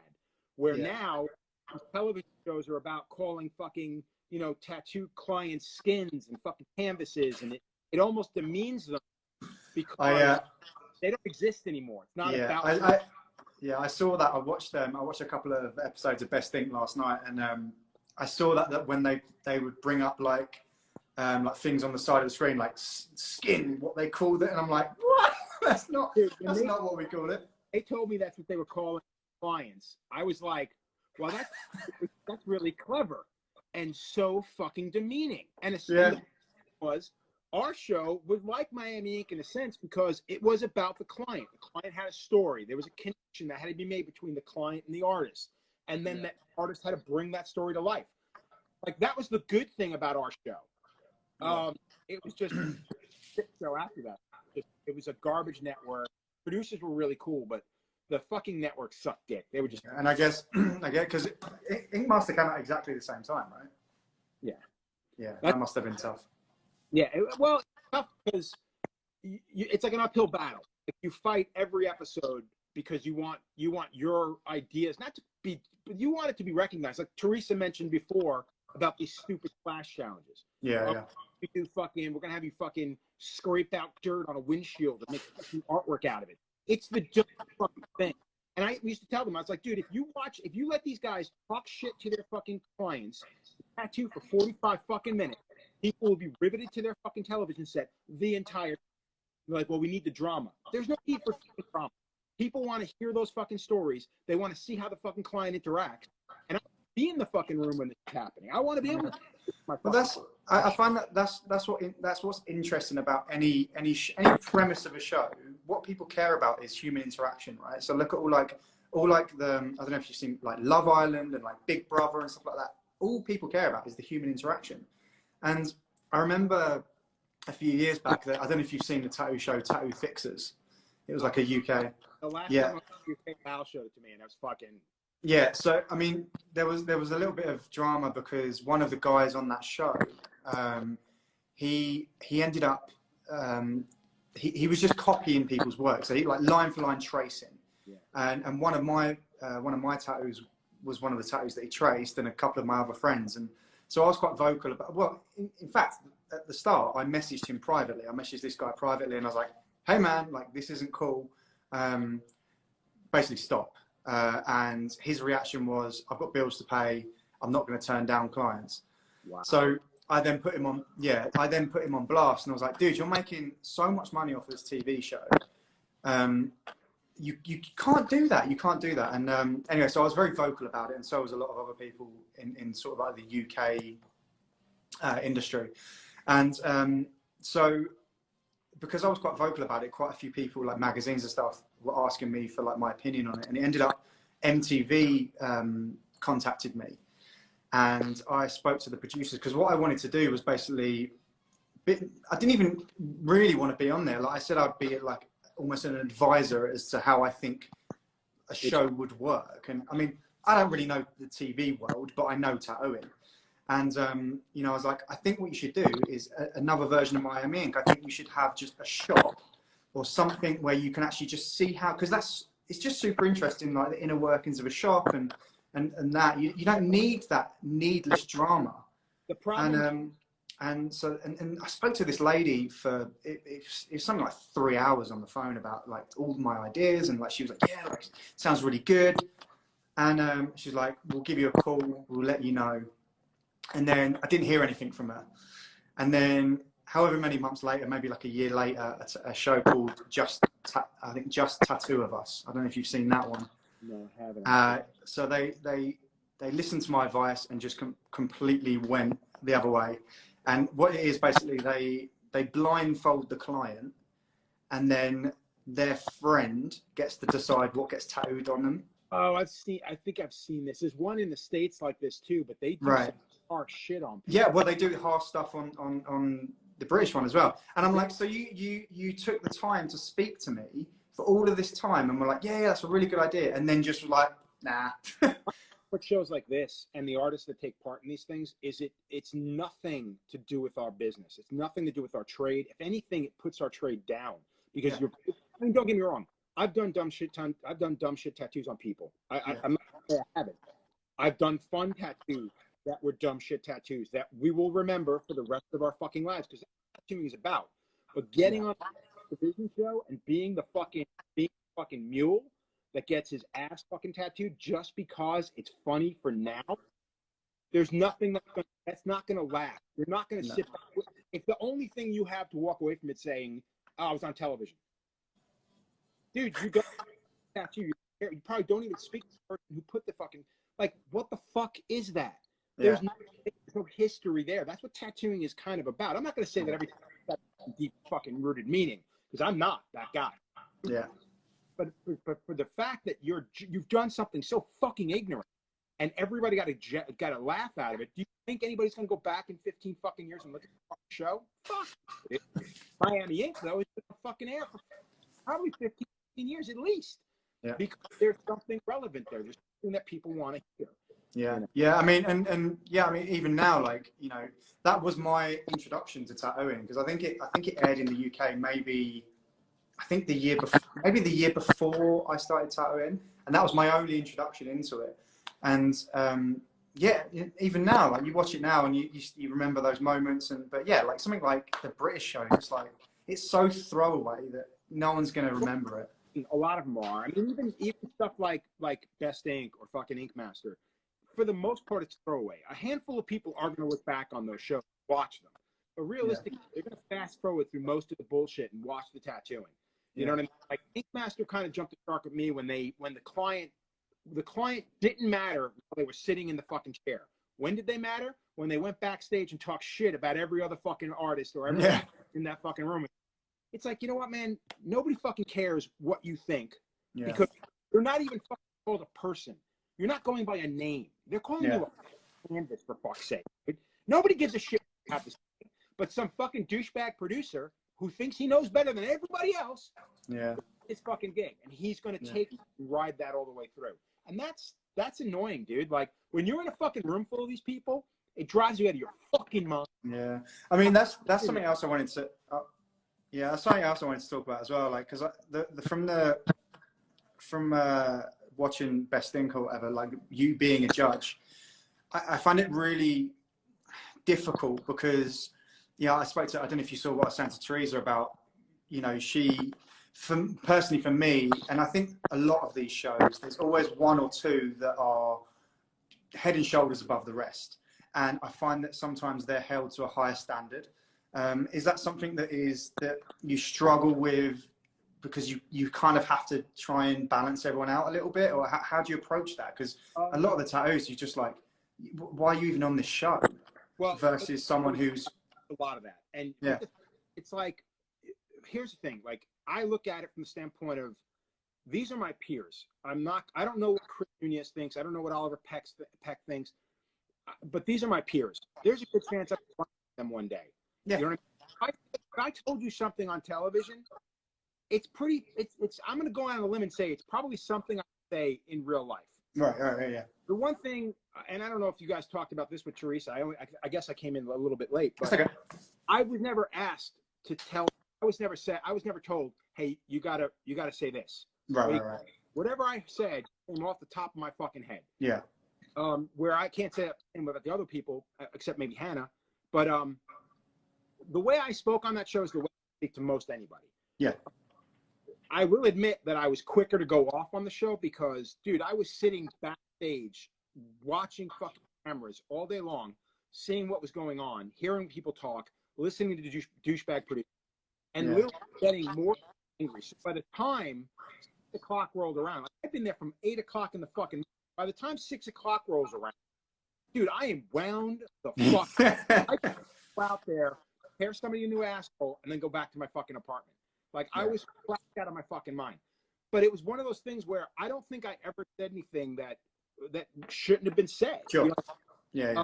If anything, I think I took it a little bit easy on certain aspects. Well, yeah, that's kind of what I mean. Like I remember seeing a couple of times where, and do you know what? I'm sort of applying this more because I don't know if you've seen Skin Wars. It's like a body painting show. I overheard you talk. I heard you talk about that earlier. Yeah, and that as well as another. There's like a glass blowing show, and it's the same thing. But I think it applies to all of these shows that there's always one who he's better than everyone, or they're better than everyone, and they like judges will always like be like hold them to a higher standard. So even though it's a perfect tattoo, they'll be like, well, that bit's rubbish, or you know whatever. And I'm like, but it's so much better. Is it because? But here's the thing, though, with that. You got to look at it from the perspective. And I don't know these shows. I don't know what went on in those shows. Yeah. Same principle. So the first season of our show, we had Roman Albrigo on the show. Yeah. And I walked into the room, and I'm like, well, fucking Roman's got this. I've never heard of any of the other contestants. Yeah. You know what I mean? But I looked at everybody's work, and I'm like, well, they're all good. Most of them are good. But it's like, Roman stands out. And to me, it's about standing out. It's not really just being able to produce. It's about I want to recognize who you are. That was my thing. When I talk to producers, I'm like, it ain't about who does the best tattoo. It's who's the standout. Who really is going to fucking make a mark. And that's been my take on this community in general. If you don't stand, you can just do color realism. Good on you. Don't fucking care. Something that stands out to me, and I recognize what you can do, because we all know you can look at a Nico tattoo and you can look at a half dozen other artists, and you can't tell half the time who did what. You know what I mean? Nico's probably the exception. He stands out a little bit more. But for the most part, I don't want to know that you did a great job reproducing the fucking picture. I really don't care. I want to know. I want to know what makes me know that you did that. Yeah. And kind of the thought I went into with this show. Having said that, Roman cracked like a fucking egg. Didn't he left the show, didn't he? Yeah. Because I honestly believed he was stressed because he thought he was going to go there and clean the fuck up. And when we called him out on all of his dumb bullshit, he was just like, oh no, I can't. No, fuck this. I'm not doing this. Fuck you. Yeah. And then talk like the way he spoke to one of his clients, like, it's like, dude. Well, I mean, that guy, I mean, I don't know if you've seen what happened, but I mean, he's shown his true colors through the industry anyway. I haven't. So. I dropped. So there's a lot of people I know. I dropped a lot of them because I don't want to know anymore. Like, and what I do to those people from one-on-one, I've told Teresa this. I never get the real person. I get the made-up bullshit version. I get the PG-13. Yeah. And they all on their own, they become rapists and fucking drug addicts and all kinds of other nightmare shit. Yeah. So it's like, it's one of those things where, all right, fine, I don't need that in my life. Yeah. But no, I mean, that's a good way to be, man. You don't need to mess around with those people. But yeah, I mean, I think he continually showed his true colors even in that show when obviously it wasn't going his way. The three people who ended up in the top three deserve to fucking be there. Yeah. And the person who won deserved to fucking win. Yeah. And I can honestly say every single time we've done that, we judged the way we thought was the fair. Yeah. Every year, shit show, and every year was a fucking pain in the dick, and I fucking hate doing it. But the last episode, as difficult as it always was, and as much argument as we always did, the person we wanted to win fucking won. That's I know good. The guy who said, you know, well, this person shouldn't have won, or this person should. Fuck you. Yeah.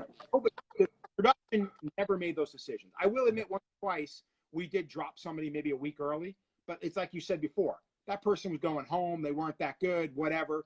We were polite to them. They lasted a week longer for the scripting so that the writers could go with. But for the most part, anybody who went home deserved to go home when they fucking went home. And I will stand by that till the day I... Yeah, that's good. And we're talking about, obviously, from just like how you're talking about it, it feels like you don't... is it something that you would do again? Is if you were presented with the opportunity to do another show, would you do it again? And what would make you do it again if you were to do it again? The first time I did it, dude, when I got asked to do Best Ink, when a fella reached out to me in the tattoo community that they had reached out to him, and he's like, hey, they're looking for a judge. Are you interested? And I was like, fuck no, dude. Lose my fucking... But the more and more I thought about it, quote, who else are they interviewing for this? And he told me some of the characters are just that, the douchebag characters. And I'm like, you know what? Number. So the day we did the Skype interview, you do the Skype interview and you don't get to see the screen. Like they're black, they get to see you. Dude, I came out hair up in a gi on Skype for 45 minutes, shit, like I am right now. Yeah. And they were like, would you be interested in coming out to California? For real. And I was like 125 pounds heavier than I am now. So I'm like, for real. And they're like, yeah, we want you to come out. And I went out there, did the same fucking dog and pony show. Well, not even a show, it's who I am. Yeah. And they were like, yeah, we want you to come. We want you to be the head judge. Yeah. So now, from my perspective, 400-pound guy from fucking Connecticut, I'm like, yeah, I'll do this. Fuck it. Then obviously you're fucking serious. Let's go. Yeah. So I did it for that reason. If I were to do it now, I would like to think that the show would have to be better, one, and I would want to get paid real money, because that was the biggest issue with it. It was going out there for 6 weeks, being away from my family, being away from my wife. The first year we lost our fucking dog that we had for 12 years, our first animal. Oh, man. So it was one of those things that was so shitty and then to deal with the fucking producers every single day. Like if I was getting paid properly, I would do it again, because you'd like to think that, I say this I'd like to think that I could say something that they would listen to. I know full well that probably never happened. Like, I mean, I've had only a tiny bit of experience with it, and so Miami Ink did a thing where it was like a Facebook specific. It was called the Tattoo Shop, and it was basically. I don't know if you saw it. I was on it for it's just one. So they got like guest artists in, and I was one of the guest artists, and I actually had a really, really good time. I enjoyed it but when talking to like Chris Garver and Army and people like that, you know, they were so much happier with the way that production team did it, because they were so hands off. They were just like, we just want to film a tattoo shop. We just want to film what goes on inside. And they prompted a couple of conversations. Like, I know that it was actually quite a funny thing before I went, because they flew me out to Miami and stuff. And it was before I went out there, they messaged me, and it was a real coincidence. Army's customer, on the day that I was supposed to be doing it, the customer had sent a reference photo, and it was one of my tattoos. Nice. And it was like a complete coincidence. And they were saying to us, like, we're not going to put you on the same episode because it looks too staged. Even though it's completely a coincidence. Yeah. So they cut it up. So when they showed Army's tattoo, it was like a different day, but it was only because they wanted to keep it looking like it was fresh. Exactly. Yeah. So, and they were they were like, oh, you know, Chris is going to come over and talk to you about your tattoo. But it was never like, you need to talk about this or you need to talk about that. So I was really comfortable in that situation, because I just, you know, we were just chatting and we were just talking normally. And it was strange for me because, you know, these guys, same as yourself, like I've grown up in this industry with you people being like the people I looked at first. And then suddenly working in amongst them, I was like, ah! You know what's funny? So everybody puts me on this pedestal. I shouldn't say that sounds shitty, but everybody puts like who you are kind of thing. And the fucked up thing about it is, I don't consider like, so you, like the way I look at it is, you had like guys like Paul Booth, Guy Aitchison, Marcus Pacheco. Yeah. I get kind of almost lumped into that category. And in all honesty, I'm like the redheaded stepchild of that generation. Like I don't put myself on that level. I really don't. Yeah. Like, but I think, I mean, that's a good you know, personality trait to feel that. But I mean, obviously, people see it differently, and I think what it is not so much like, I think people are just lumped into generations, right? So you have like generation. But that's the problem when you don't pay enough attention on what goes on around you. Like someone like Chris Garver. So my forearm was done by an artist named Mike Ledger, who Chris Garver and Ledger worked together at New York Adorn for. You know, those two guys neck and neck for a long. Right. You either got tattooed by Garver, you got tattooed by Ledger, and they both looked up to one another, I think, or packed. Yeah, I don't want to see. I'm not gonna get. But there was a lot of weirdness between those two guys. But to me, I put both of those guys on the same fucking pedestal, and those guys. I mean, they changed the way I thought about things. Like those guys blew me the fuck away. And I look at those guys as being major inspirations for me. So getting to work with Garver, it was cool, but in such a fucking make-believe bullshit way. Because we didn't get out. Yeah. In Miami, I didn't hang out with anybody, like at all. Like I would go in, work fucking 12 fucking hours, either sitting around or tattooing, and then go back to my fucking hotel room. Those guys were nowhere to be seen. They fucking bounced right after the cameras were. My last day, Garver come up to me and he goes, "So how'd you enjoy it? You enjoy being filmed and stuff?" I guess, yeah, I guess it was okay. And he's like, "Well, how'd you like Miami?" I'm like, honestly, dude, this was bullshit. Like, what do you mean? I'm like, the first guest spot I've ever done. He's like, "What are you talking about?" I'm like, dude, like, quit. If I do a guest spot, I want to hang out with the people I'm working with. I only saw you guys for like an hour and a half every day because we were doing your tattooing, whatever. And then you fucking bounced. He's like, "Did I hang out with you?" And I'm like, "No, man. I could have gone watch him fucking talk, but I'm not going to do that." Like, He's like, "All right, we're up for it. I promise you. Tonight we're going." And in all honesty, looking back at it, I wish I hadn't. I got so fucking. They took me out for a very, very good time. The flight home the next day was a fucking horror show. But in all honesty, it was nice that we had that connection. Yeah. Had that. I mean, and that is right. Like the reason I would go and guest somewhere now is I only ever guest somewhere if I'm friends with the people because I want to hang out with those people. But so you didn't know the guys before that show then? Garver, Darren, I know because Darren is from. So when I got my lower arm, my lower upper arm done by Mike Ledger back in '95, I think '94. Okay. And Darren was working at the shop on Long Island, New York at the time. So when I was getting on to Darren came and introduced himself. So that was the first time I met Darren. Darren is also from Connecticut. So when I moved up here to Connecticut, Darren had opened up a shop called Brass City. Right. Yeah. My full swing, so he went back down to Miami. So he was bouncing back and forth. So I've known Darren most of his career. Right. And then Garver was always like, he was like the white tiger. Like I knew he existed. I never had the opportunity to get tattooed by him. He was a little bit loosey-goosey back then, so he wasn't the kind of person I probably wanted to hang out with back then.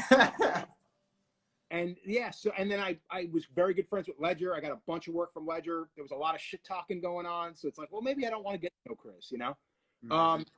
And then Ami, I had met the first time at the New Jersey convention in the Mario Bar.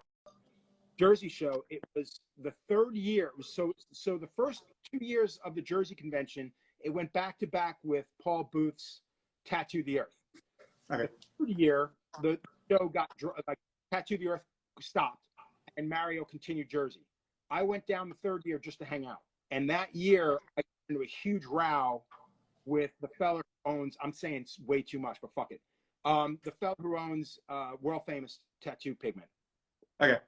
I've known that guy my entire career. I fucking hate him. Make a long story short, I'm walking around.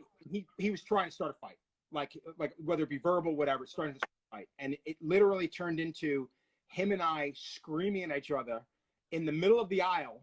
And I was like, "Fuck you!" He's like, "Fuck you!" Oh my God. "Fuck me! Fuck you!" Fuck. And as I'm walking away, this is all taking place in front of Ami's booth. Oh my God. I walk away and I hear Joe, and I turn around and I'm fucking hot. Like I'm fucking shaking. And he's just like, "Hey man, I'm fucking Ami James." And I'm like, "Yeah, I know who you are, man." And he's like, "Hey man, that was amazing. very good to meet you. Shook my hand. Oh my God. That was my first time meeting Ami. So I didn't know Ami before the Miami Ink thing. I'd met him, but we didn't really know each other, unfortunately. Right, yeah. And again, I feel bad. Like, the last time I saw Ami, I think in person, was at a London convention when they did the World Tattoo Conference. I did the one at the London convention. I went out there just for that, and I got to hang out with Ami in the lobby of the hotel for about an hour and a half, just shooting the shit. Yeah. But that's probably the last time I'd seen him, unfortunately. So, well, it's not like we're diehard. Yeah. But you know each other before. I think with Ami, like when I did the show, like because I went to Miami twice, so I did the show that was like kind of a structured show, and then I went back maybe half a year later and did it was like a live feed, and then Ami was basically just like sitting over my shoulder, and we were just doing like a question and answer whilst I was tattooing, right. And I think he was there for like 2 hours, and like getting to know him through that, and like he was shooting the shit, and just such a fun, like he has so many stories, man, like it's unbelievable. Honestly, so the things I know about Ami, there was a fellow named Emerson Forth, who owns Hatchback Irons, okay. a coil machine company. Another fellow named Greg Christensen, amazing fucking traditional tattooer. I met those guys like 20 some odd years ago. Their stories of Ami are amazing, because at that time Ami was super young, just started working for Lou. The stories were fucking incredible. So when I met Ami, I felt I kind of knew Ami, but I knew like the young, right? Yeah. And I didn't know the Ami that everybody else knows and puts on a fucking, puts on this like godlike pedestal. Because, so it's great, and that's the thing I think a lot of tattooers miss right now, is the fact that you look at everybody through this, or you look at everybody from what you think that you should know of them. Like, oh, Joe Capobianco's been around for 26 years, 27 years. Everybody's fucking amazing. Blah, blah. Bullshit. None of that's real. It's none of that. The only way you get to know that is by going out, physically meeting that person. Like when Teresa and Kelly Doty and Gesso were coming through New England, and they were like, hey, can we work out of your shop? I'm like, fuck yeah, you can. Like, you girls are amazing. Like, I'd love to see you guys fucking work. I want to get to know who you are. Definitely. You know what I mean? I did at my fucking house. Like, it was retarded. It was stupid, but it was fun. You know what I mean? And that's kind of the first time I think I got to really meet Teresa, was in that moment. And we've been, been friends for a very, very, very long period of time. And it's nice to be able to keep in touch with somebody. And she knows me from when she was at my 50th birthday, a gash in my head. She heard the fucking horror story. Hitting my head and all this dumb shit. Like, she knows a lot of stuff about me that it's not what everyone thinks they know of you, or knows the like rumors or bullshit fucking, bravado or fucking history. It's legit. She knows me. Yeah. And that's something I think that a lot, and same thing with Lau, me and Lau. Look at Lau being this old timer, amazing fucking character. He's a fucking person. And he's someone everybody should get to know. Dude, anybody I know who goes to the UK, whether it be a tattooer or a fucking client looking to get tattooed, I send them to New Wave. Yeah. Because to me, that's a part of the tattoo history. It is, yeah. Opportunity to sit in the top section chair. We're going to walk away with something you will never forget. And it's not he's a fucking celebrity. It's because he's a regular person. He's a tattooer that has something to give you. Yeah. That you walk away and go, oh my God, this is amazing. I had a girl in my chair. I'm sorry if I'm running on, but no, mate, I love it. It's brilliant. Recently, she came out from Colorado, and she got tattooed by me. And she's got some beautiful work from some amazing tattooers like Steve Butcher and fucking a lot of amazing tattooers. Yeah, people that I look at, I'm like, oh, it's really cool. Why the fuck are you getting tattooed by me? You're obviously getting tattooed by fucking big names. And she, well, you've got a name in this business. I kind of want to catch something. So she got a little piece from me. She was in my chair for 2 hours. I was prepared when she got there. She sat in the fucking chair. She got tattooed in 15 minutes within walking through the fucking door, filling out the paperwork. We had a great conversation for 2 hours. She walked out. Wasn't a crazy, fancy, amazing tattoo. It was a fun little tattoo. And she walked away and went, this was one of the nicest experiences I've ever had getting tattooed. And I'm like, well, you're fucking welcome. And if everyone is like this, then you're getting fucking, because not for nothing, you paid me 1/10 of what you paid everybody else. And if you can't walk away after spending that much time and energy and money and with somebody, Yeah. What the fuck did you spend time on? Yeah, it's actually something that I've tried.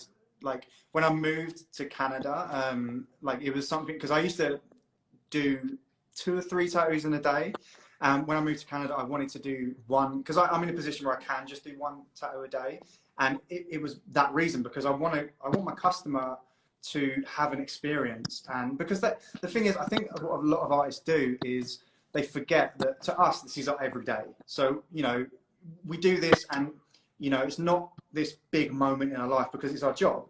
Whereas that customer, this might be a once in a lifetime opportunity. This might be, and it will be something they'll remember forever. And I think it took until I had a really bad experience where the tattoo is beautiful, but I hate that tattoo because I had such a bad experience. And I think it took not that I would treat my customers badly, but I was extra careful to make my customers feel good about the experience, not just the tattoo, because I think that's what people take away from it. That the tattoo, if you go to a good artist, you get a good tattoo regardless. That's a given. It's the experience, and it's you sitting in that chair and enjoying your time, which is something that you shouldn't be taken away from it. And I think that's something that I'm trying to concentrate on more than anything, is because I'm competent enough to put on a solid tattoo.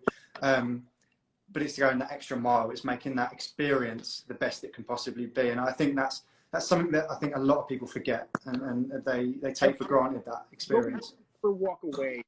I think what we're having, the problem we're having now in this business, is the fact that people are chasing the names. They're chasing the names. They're chasing the Instagram fame, and they're looking for artists. And I don't want to poo-poo anybody. I don't want to anybody right now.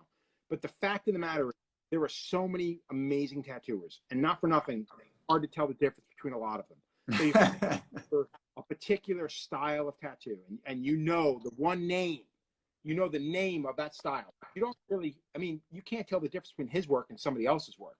You might be treating get tattooed by one person, and I only say this because I know this for a fucking fact that I've had people come back to me and be like, yeah, fuck that guy, never again. Yeah. But it's happened after they've spent $4,000 or $6,000 or $2,000. You know what I mean? And it's one of those things that took the time to maybe get to know the artist a little bit more. You know what I mean? Or do a little bit more fucking research on it, man. Look at this other person. Stuff's amazing. Granted, it's not the same caveat when it goes online, and people are going to be like, oh my God, that's amazing. You know as well as I do. Fucking claps and likes and all the bullshit. It doesn't come because the fucking tattoo is amazing. It comes because of the individual who did it. And what fucking t-shirt company he worked for, or whatever fucking bullshit. Yeah. Nothing to do with the legitimacy of what he's capable of. And not for nothing, dude, when it comes right down to it, and it'll be interesting to see what happens after all the shut down bullshit, when nobody has any fucking, and everybody is looking to get tattooed again, and that fucking rock star is not going to be able to do the bullshit that he's done. The worst part about that statement, though, is there's still going to be a handful of individuals that will have the money, that are too ignorant to look beyond what they fucking think they know. That's the worst part, is the ignorance, and they will continue to get tattooed, and they will continue that cycle. Yeah. That's the fucked up part. That's the fucked up part. Yeah, no, I agree. I mean, and the thing is, I know, like, people put such an importance on like followings and stuff, and I know people with 40,000, 50,000 fans, and they tattoo once a month, and so it doesn't. I don't think you need to worry too much about that, and like I've always, when I moved to Canada, like I said to the girl that I was working with, that book anything in with me. Like I don't care whether it's a script on the wrist, a bit of tribal. Like I just want to be busy. I want to cultivate like a local base of people. So I'm busy. I mean, I was really lucky enough that didn't happen. I ended up getting enough people from my thing. But I know people that have got so many followers and just aren't busy because I think that relates back to being a nice guy. Like I think Rob Koss, the guy Rob Koss. Yeah. I actually back in the day, like I remembered him when he worked with fucking Guy. So when I met Rob, it was right after that split. So I've known Rob my entire career. Yeah. I mean, we're not super cool, like tight friends, but whenever we talk to each other online. I know. Yeah, he really helped because that was actually my first ever guest spot was tattooing with him in Switzerland. It was like one of those things like, oh my God, like I've known this guy because my boss was like, this is a guy for this stuff. And so I ended up going working for him. And he said to me something that stuck with me forever. And it's, you know, a lot of people, or not many people can tell the difference between a good tattoo and a great tattoo. But if you charm your customers, you'll be busy for a lifetime. And I thought that was such an important, as long as you do a good tattoo and you're nice to your customers, you'll be sorted. The fact of the matter is, in this business, you could be horrible. Yeah. People like sitting with you for an hour, 2 hours, 3 hours.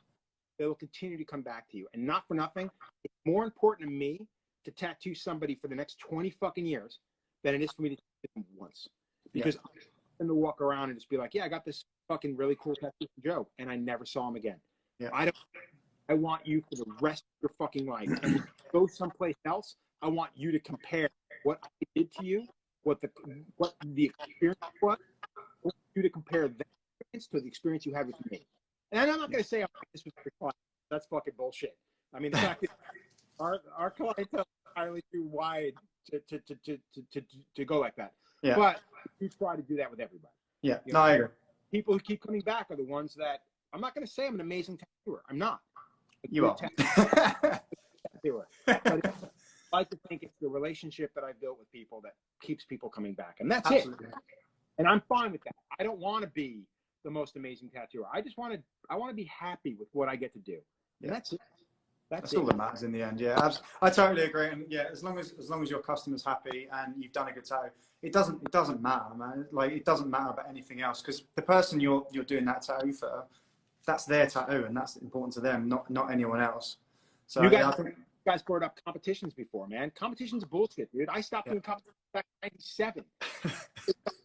Saw the politics and the bullshit, and if you were a big name, that's the person they wanted to come back to the convention next year. So you won the fucking thing, or you find some dopey fucking judge who knows nothing about tattooing but knows what's popular right now. That's the one he's going to judge you. Well, I saw the other day. I can't remember which convention it was, but they had like tattoo models be the judges, and I'm like, what? How does that make any sense? I can't say anything, dude. I was on a television show that fucking hired a tattoo model. Everything that came in through here, like nothing was ever said off the fucking cuff. Oh, mate.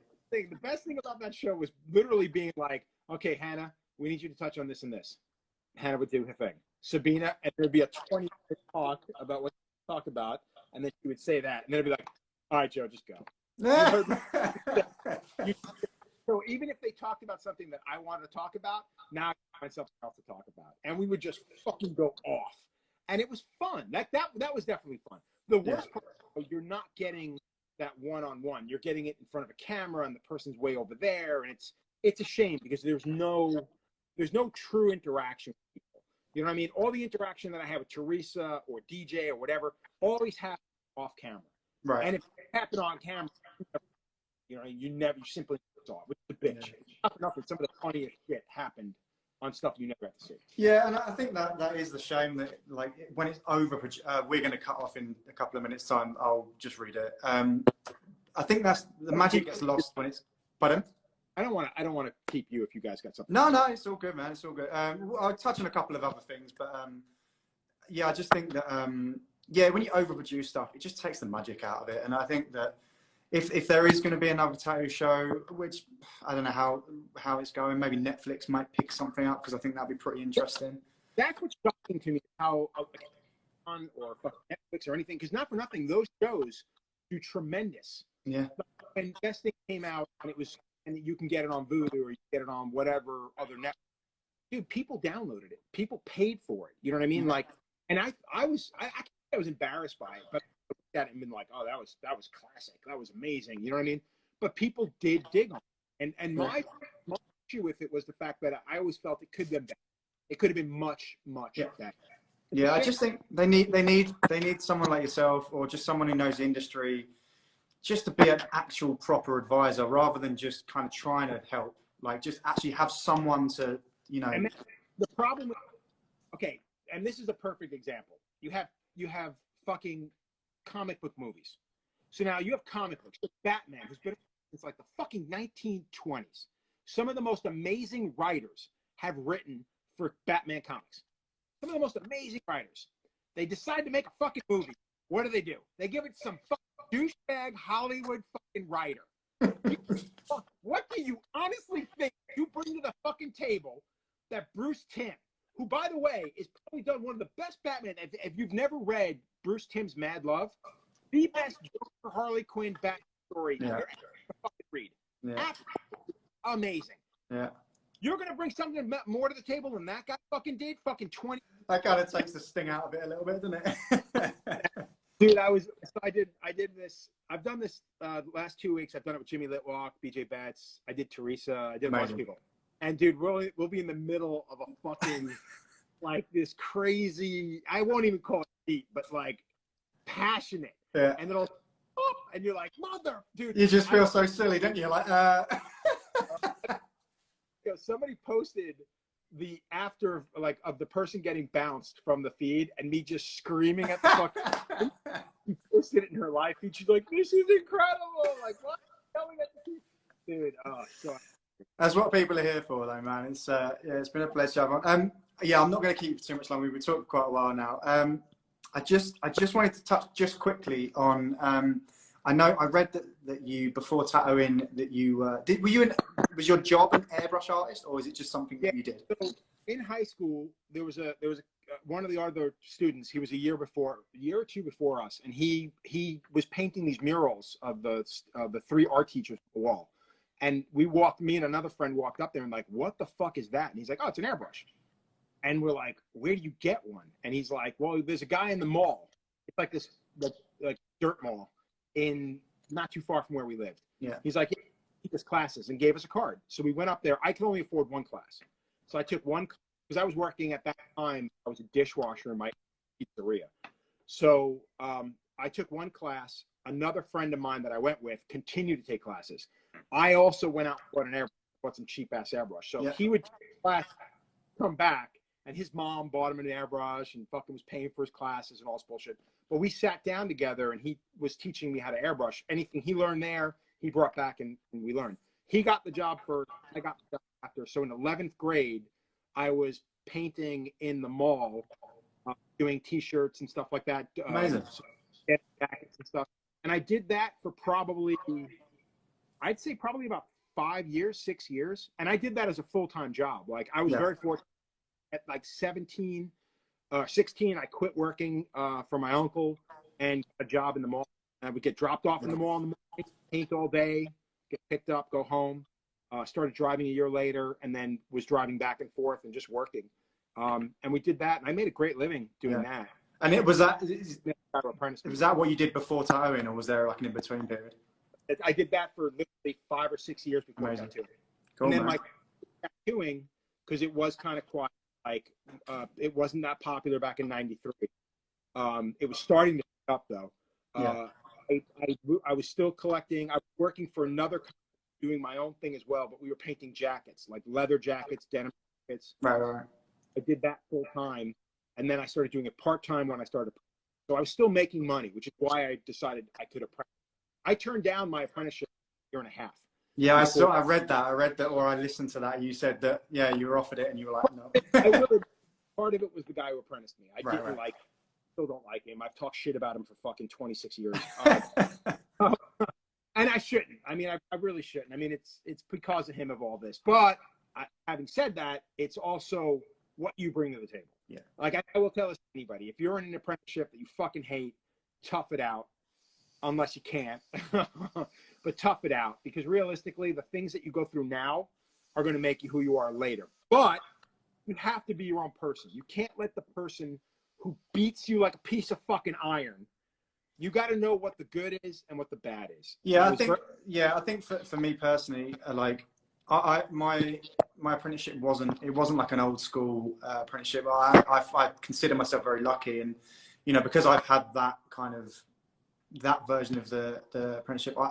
Personally, I don't see a place for like the old school apprenticeships anymore. I know there's certain things that you can learn from that way of thinking, but I think the industry has moved on far enough now that we don't really need to do that anymore.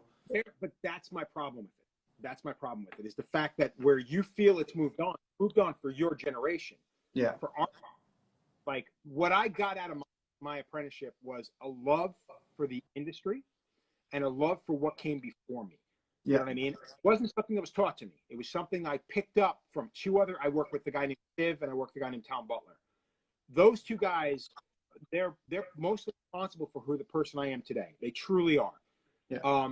Which is a shame because I don't talk to either one of them anymore, which is typical fucking business, unfortunately. And it's not because we dislike each other. It's just we've grown apart. Yeah. But like where you look at it as there's nothing to be gleaned from that. The reason why there's nothing to be gleaned from that now is because it's been so watered down, right? And that you don't even know what it was like to be a tattooer 20 years ago. Yeah.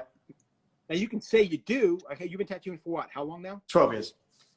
So 12 years. Yeah. You can say you know a little bit of that. Yeah. You don't. No. You don't even know a little. Like, dude, when I rag on conventions today, don't get me wrong, conventions today are amazing. Dog and pony show, absolutely amazing. The money we made back then, and we still got to hang out with our friends. We still got to get drunk every fucking night. We still went to the most amazing fucking restaurants all over the fucking world. Okay? We sold a shit ton of artwork. Nowadays, you go to a convention, you can call it what you want, man. You can call it the most amazing show. You got 10,000 people through the fucking door. Nobody's buying the artwork they used to. Nobody's fucking tattooed the way they used to. Yeah. Dude, when you do one tattoo in a day, we used to do 3, and they'd all be big. I'm not going to compare it to I'm not going to compare it to what you do. I'm not going to compare what Teresa does. Yeah, yeah. But you met 3 people a day at a convention in some foreign country. So when I went back there again, I had a plethora of people to pick from. Yeah. And I could say, no, I want to pick new people. So when I come back here in 3 more years, I can get to you 3 years later, because that should be like you're building relationships. Now, you go away, you tattoo 2 people in a weekend at the London convention, and then every time you go back, those are the only 2 people you fucking know. Why? Because your head was up that person's ass the entire time. You sold a little bit of merch, or you sold a merch, whatever. But dude, when we go away and sell 2 dozen tattoo shirts, now you go away, you sell maybe 3, 4 shirts. Yeah. Back in the last time I did the London convention before this past time, dude, I went away, I sold something like 24 fucking of each of my books. And there were 3 books. So I sold something like over 60 fucking books. I sold like fucking 3 dozen t-shirts. I went away this last time, I sold 2 books. Yeah. Nobody's buying. Now, yeah, I mean, is that like just an oversaturation in general, or is that the way, I don't know how to, yeah. It's saturation, and the fact that people are following the trend. I'm no longer part of the trend. I mean, I still do what I did. While it's recognizable, it's recognizable as what anybody else is doing. And if you look at it from my perspective, the people who stand out the most now, if they're not trending like someone like Teresa, and I don't mean this to get as a put down, I really don't. No, of course not. Yeah. If they're not trending like someone like Teresa, or I don't want to name any other names because I'm going to make enemies. But if you're not in the moment, nobody cares. Yeah. Nobody fucking cares, because there are just as many people that are as good, if not better, that are going nowhere because they're not on that. They're not riding the cusp of that wave. Yeah. Now, what happens when that wave crashes? That's going to be the thing that's going to. I mean, I can say I had 18 amazing years. 18 amazing years, and then things started trickling down. I would like to see how long you have. I would like to see how, and I don't mean this in a bad way. I'm not. No, of course not. No. And again, I everything I said says bad.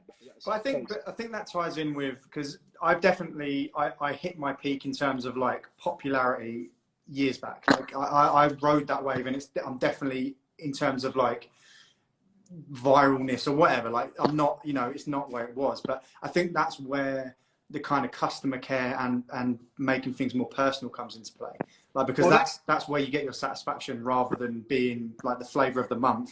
You suddenly realize that other things are important. That peak at 12 years.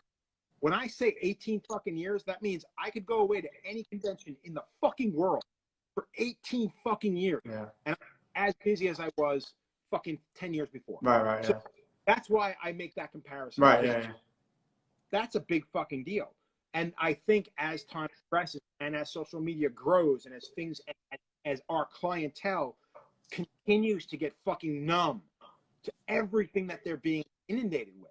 You know what I mean? And worse, and this is shitty to clients, but as they get arrogant and they think that they can make the demands upon us, that we know better, that they should not. You know what I mean? Like when we tell people, don't get your girlfriend's fucking name tattooed on you, it's stupid. You know what I mean? And they fucking do it, and then 2 years later, you're trying to cover up a giant tattoo you did on the side of their fucking neck after you told them not. Yeah, I mean, I've only ever done that once. I tattooed, I knew this girl from like little school all the way up until, you know, whenever. And she'd been with this guy the whole time. They had 2 kids together. And it was the only time I was like, okay, you guys have been together for however long. You've got 2 kids. You're solid. So I tattooed it on her. And then a month later, she messages me, I need it covered. And I was like, God's sake. Dude, so for the longest time, I would never do it. And now I'm just like, fuck it. You want it? Done. Like, because not for nothing, really? you're to get it covered up. Yeah, because it gets to a point where the clients just beat you the fuck down. They just beat you down. And then the worst part is they act like fucking right. And you just sit there and I'm like, dude, I'm just trying to educate you. This is not me talking down to you. I'm just trying to educate you. Like, so that when you leave here, like I'll tell people straight up, I'm not going to do it. But when you leave here, be careful who is willing to do this on you. Yeah. That's all. Yeah. And not when you get it done from that fucking douchey prick up the fucking road, and you come back here because he's incapable of covering it, I'm going to charge you fucking nose. Just so you know. Yeah. So that's part of the education too, I guess. Yeah. I think we've had a nice, entertaining 52 minutes or whatever it's been. Thank you so honestly, mate. I know you said that you don't feel like you're at any level or you don't feel like, but to me, like I want to just say thank you so much for coming on. You are honestly one of the guys that I've looked up to since the start of my career. And like, you know, everything you've done, like pushing that style and everything you do is, yeah, I'm super grateful for you to be in the industry and you've just given me this time now. So I just want to say thank you. And also I just want to give you the opportunity, like if you want to give some advice to anyone listening or if you want to have like a final word or anything like that, I just want to give you that opportunity to do that. I don't know, man. Keep your eyes and ears open. I mean, that's all I got to say. I mean, right, truth, God's honest truth. I mean, just be aware of the things going on around you. And I say that in an education way. And I also say it in the sense that like, if you didn't know who certain people were back in the day and you heard their name mentioned today, do yourself a fucking favor. And I'm not saying this for them. I'm saying this for you. Like, if you don't know who Lal Hardy is, make a point in fucking getting to know who Lal Hardy is. Yeah. I mean, for no other fucking reason than the education and the entertainment, because the man is amazing. And there's so many other artists like that I can't even get into. Yeah. But that, get to know more than what you see on this. Yeah. Because the fact of the matter is, and this is bullshit. This when all said and done, and the yokel that has made a name for himself with a YouTube channel and all the other garbage is fucking gone, and he will be. All that's left are the individuals that have been here since early on, whether it be from the 80s, 70s, 90s, 2000, whatever. Those are the people that are left, and those are the people you should make a point in getting to know. Perfect. So, yeah. Thank you so much, man. Thank you, man. I really appreciate it. All Best good. of luck. Thank you very much. Stay Have healthy. a nice evening, mate. You too, man. Bye. See you later.